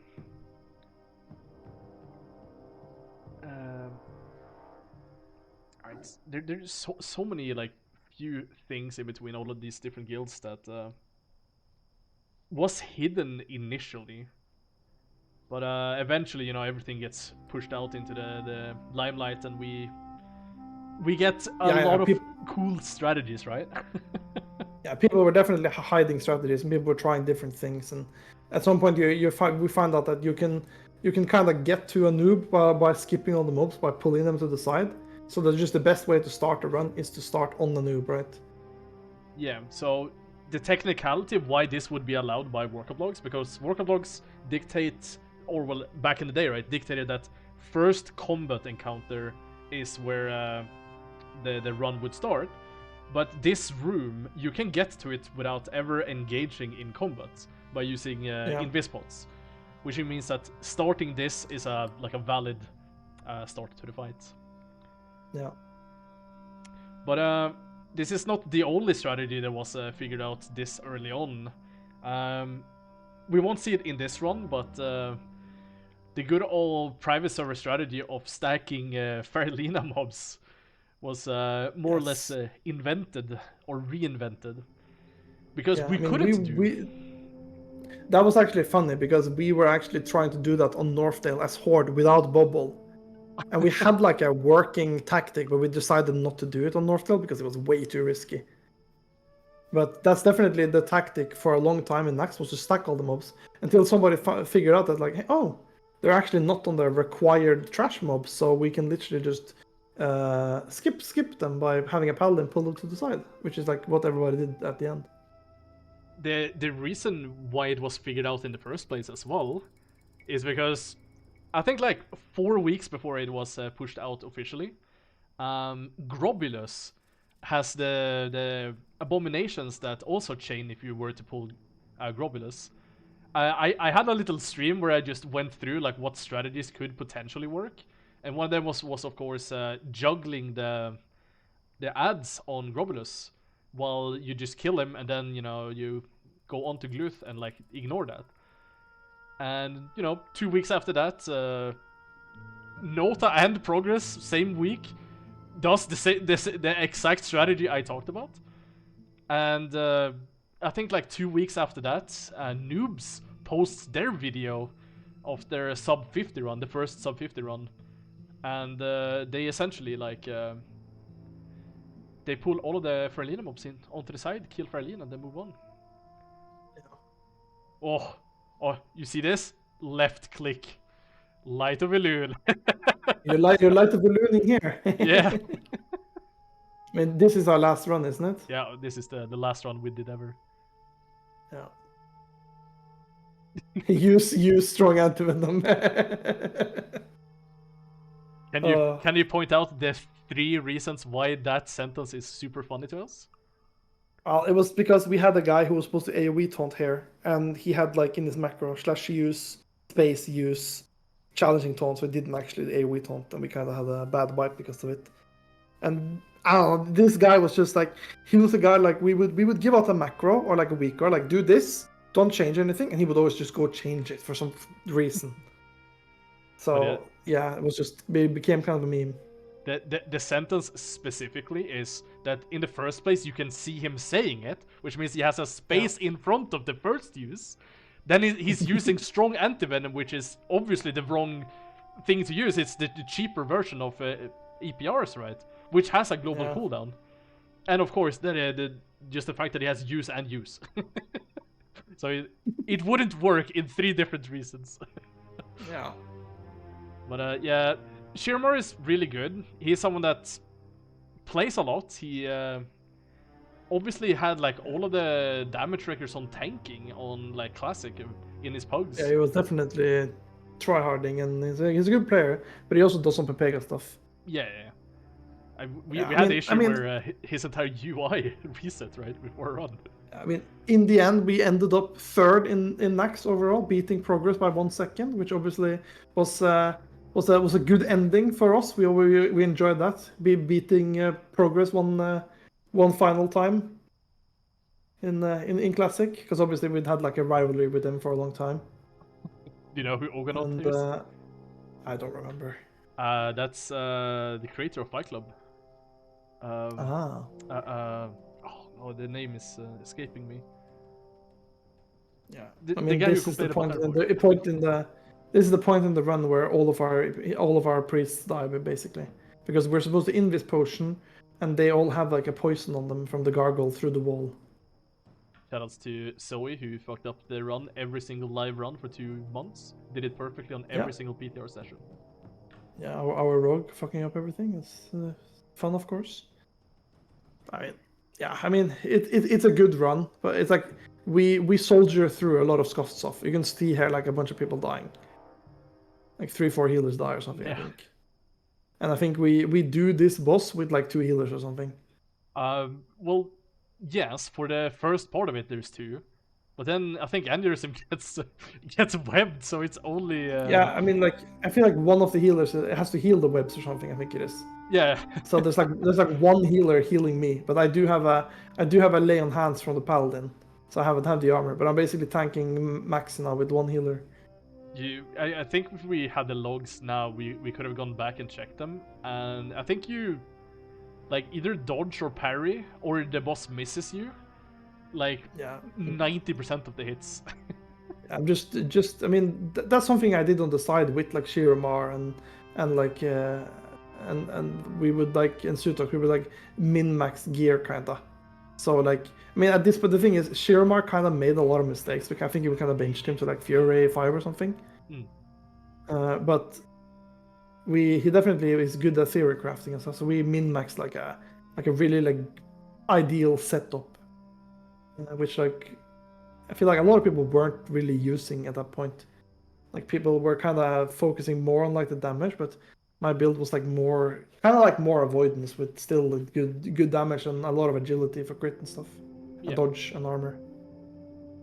But yeah, the revolution of Naxx speedruns definitely showed us a lot of different strategies. Of course, Fairly is just one of them, the Globalist pool that we talked about previously. We do have Nota, I think, leaking... No, is it the other way around? No, yeah, it's Nota leaking progress as strat of doing South Polarity eventually. And yeah, that's obviously a big innovation, right? Yeah, it saves like a minute and a half just from raw killing and not having to wait out the debuff from Thaddeus. And it's crazy because every guild talked about doing a South Polarity before Naxx was actually out, but no one like really people were put any talking effort about into doing it. something with it. Yeah, that's true. But people really didn't do it until we finally did. I mean, it's the same with AQ and with Naxx as well. There was like always some small changes, some different pull, like something that people were doing every week, and you know people would take it and improve upon it, and it was just competitive back and forth all the time. Which so, is I mean, it was fun, right? It was a lot of fun. Yeah, which is another one of the reasons why it sucks that people hide strategies, because then we don't get this, like. Yeah, exactly. We don't get that innovation. We kind of like, you know. It's I don't know. It just feels potential like improvements as well. It's like I also get it because you want to like if you have a good strat, you want to like keep it to yourself. But it's like it's also like sometimes it's like if you actually like show your strat, then somebody might but you can do this as well, and then you can take that and improve further as well, right? Yeah. You know, the collective mind can be better than just one. Like the initial first version of South Polarity as well was using a Light of a Loon like after the initial kill. Nota does it with petrifications, right? No. Yeah, I think so. It's I mean, you do Petri after the boss, right? Yeah. To not die, but if you kill it fast enough, you don't need to use Petri to not kill each other. Yeah, you can just move out of the way, which is done later in this run as well. But that wasn't the last of the innovation from the few different guilds, right? All of the like EU guilds had already gone this week. Like the times were gonna be set in stone, but China still hadn't gone. They still had 4 remaining runs, and I guess we were already talking about the few different strategies that we didn't do, because mid-phase the French guild Tribe accidentally leaks that there is essentially a gigapull in military wing pulling the top and the bottom floor right before Instructor Vesuvius. So and stacking it all. So we have our paladins, or well, primarily Nuga, right, work on setting up our version of it. Ended up not doing this like in a real run ever, but I mean, this is kind of like a one-time thing, because you kind of you're forced to use Light of Balloon to do it, and you can see if you show people the video, yeah. because I'll it's just kind show of them a first. big dangerous pull. Let's see. Wait so long before it actually starts. I linked you something on Discord as well, if you can look at it. Yeah, I'll look at that.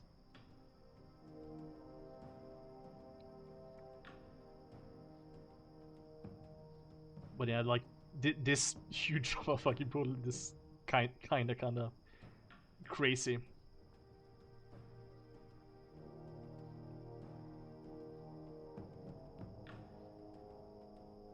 But yeah, more or less. This is kind of crazy pull. And then, like I think you said, right, you could increase it by having a rogue already have gone past and pull from downstairs as well. Yeah. He would pull Rasuvius, right, to just chain everything. For sure. But and I guess you can see noobs did it, right? I think yeah. There you go. So this is the POV with Light of Balloon. Rocket handing in, well, Chad. It's just lagging. Yeah, it just straight up lag because there's so many like mobs at this point in time. I mean, just like doing. I mean, I don't think they do it here because they don't have the Loata buff, but just the whole thing of like having like healers log out and then bringing Loata buff on like all the melee into this wing and just cranking through it.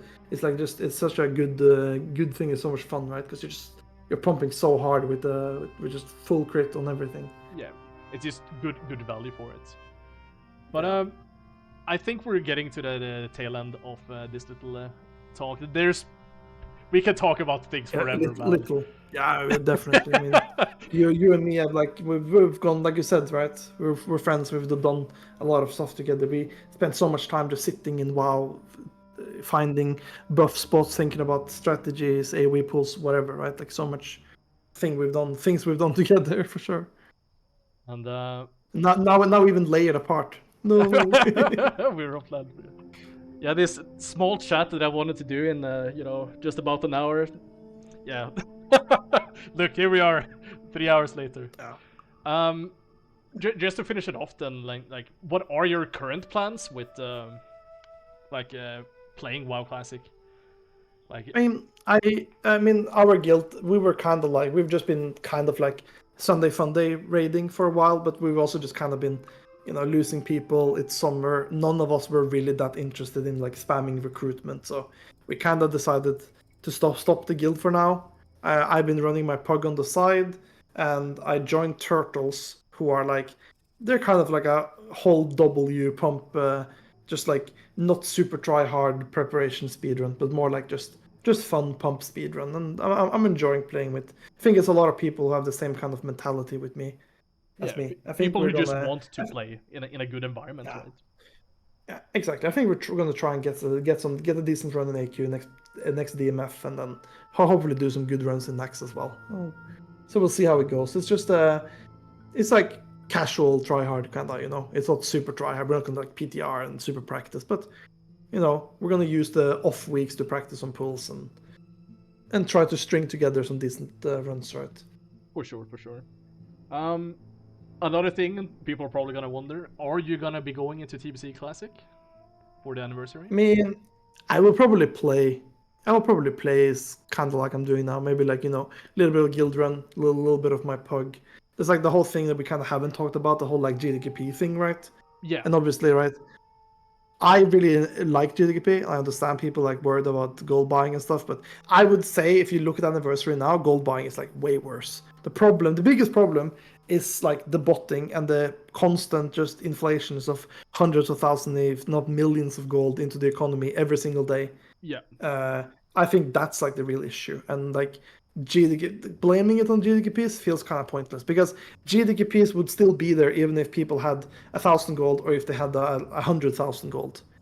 If it wasn't that much botting and inflation, then consumers would be cheaper, and I feel like gold would be spread more around than it is right now. I feel like now everybody just buys gold. I mean, I understand why we're all like 30 plus. Like nobody's gonna sit and farm 100 gold an hour for 10 hours. Like it's just not realistic, to be honest. Yeah, and unfortunately, as we've seen, right, briefly in SOD, like people who weren't like super buying gold, like GDKPs up until when they got banned, just geared up super quickly. And, yeah, I mean it's like a global DKP system across the server, right? Yeah. You can join, say, okay, sure, somebody is gonna say, oh, but I can't get in because I don't have gold to buy. But like, okay, maybe you can't get in as a warrior with no gold. But if you can get it, maybe if you had like something more useful that are needed, like, you know, shamans or horde or paladins or, you know, Yeah. a warlock who does good debuffs and a druid, you could have a character that you kind of support with, and most people aren't going to harass you about buying items because you are valuable to the raid, right? Yeah. And then you can farm gold, you can use that gold to then gear up your warrior. And I feel like most people would say that they would rather farm gold by having, say, 3 characters and do raids than to like sit in Darmol or whatever, right? Definitely. Or boost for that matter. Some people enjoy boosting, right? But it's like some people don't, right? I would say most people would rather spam some BVLs and MCs with the boys and get gold that way. Definitely. But last 2 things then. What is your channel? Or do you want to shout out anything else? I mean, you have me Laty1337 on Twitch, and you know, I don't really make not 36, but yeah, 37. The good old Elite. I mean, obviously, I stream like most Sundays. I'm playing some Rune Escape, streaming that, but I stream Sundays. I do like big streams usually where I do my pug and guild raid. Other than that, I'm kind of casual these days, to be honest, compared to like classic. Just fine. But at least people I'm know still where playing to find you and when trying you're to play some. Yeah. And I mean, yeah. I think that's good. I think it's a cool thing that you got going, to get like some inputs from people that have obviously spent a lot of time on this game and a lot of time specifically speedrunning and doing things around that with different opinions and stuff. I think it's a good initiative from you. I think it can be good content. Definitely. I mean, I'm assuming my next one might not be 3 hours long. But Nah, of course. I think definitely you and me have like a long relationship in that sense, right? For sure. Who would you want to be next in the chair? I mean, I don't know specifically, but I feel like obviously some people from some of the other like top guilds, like, you know, like Progress or Nota or Onslaught, or, you know, maybe you can get one of the Chinese guys. I know you know some of them. You know, just have some other perspectives, right? It might be like Return, might be Calamity. Like, I don't like feel like I'm not mentioning somebody, but you know, No, it's fine. Just because you might not remember it right now doesn't mean that you don't think that people are worthy in a. I definitely feel like there's obviously like a lot of people who might disagree with me. Some people might agree with me, and I mean, I'm completely fine with that, right? That's how it is. People are different, right? So I mean, I don't know specifically. I mean, I feel like someone like Skito might be interesting because I feel like he's been like a big brain part in Nota, which I've obviously done pretty good, and also has kept doing really good later in TBC and Wrath as well. Obviously, someone in Progress. I feel like Progress are a little bit more like closed off. Obviously, they had like Tetsu for a long time, who was kind of like our window into Progress, I would say. But obviously, he hasn't been in Progress for a while now, but yeah, I mean, there's definitely someone like that, or someone like Dream State, or, you know, there's so many people. Probably Onslaught is more relevant for horde speedrunning. I would say, like Dream State, obviously, you know, they were always decent, but they weren't like super tryhard speedrunning, I would say. Yeah, I mean, getting a chat with Faye would be the dream, right? But I don't think Faye would want to do something like this. Oh well. I thank you for your time, at least. I'm not gonna keep you away from Simone any longer. Yeah, I think we need to go make some dinner soon. Yeah. Anyway, have a good one, and I'll see you later. Yeah, you too, dude.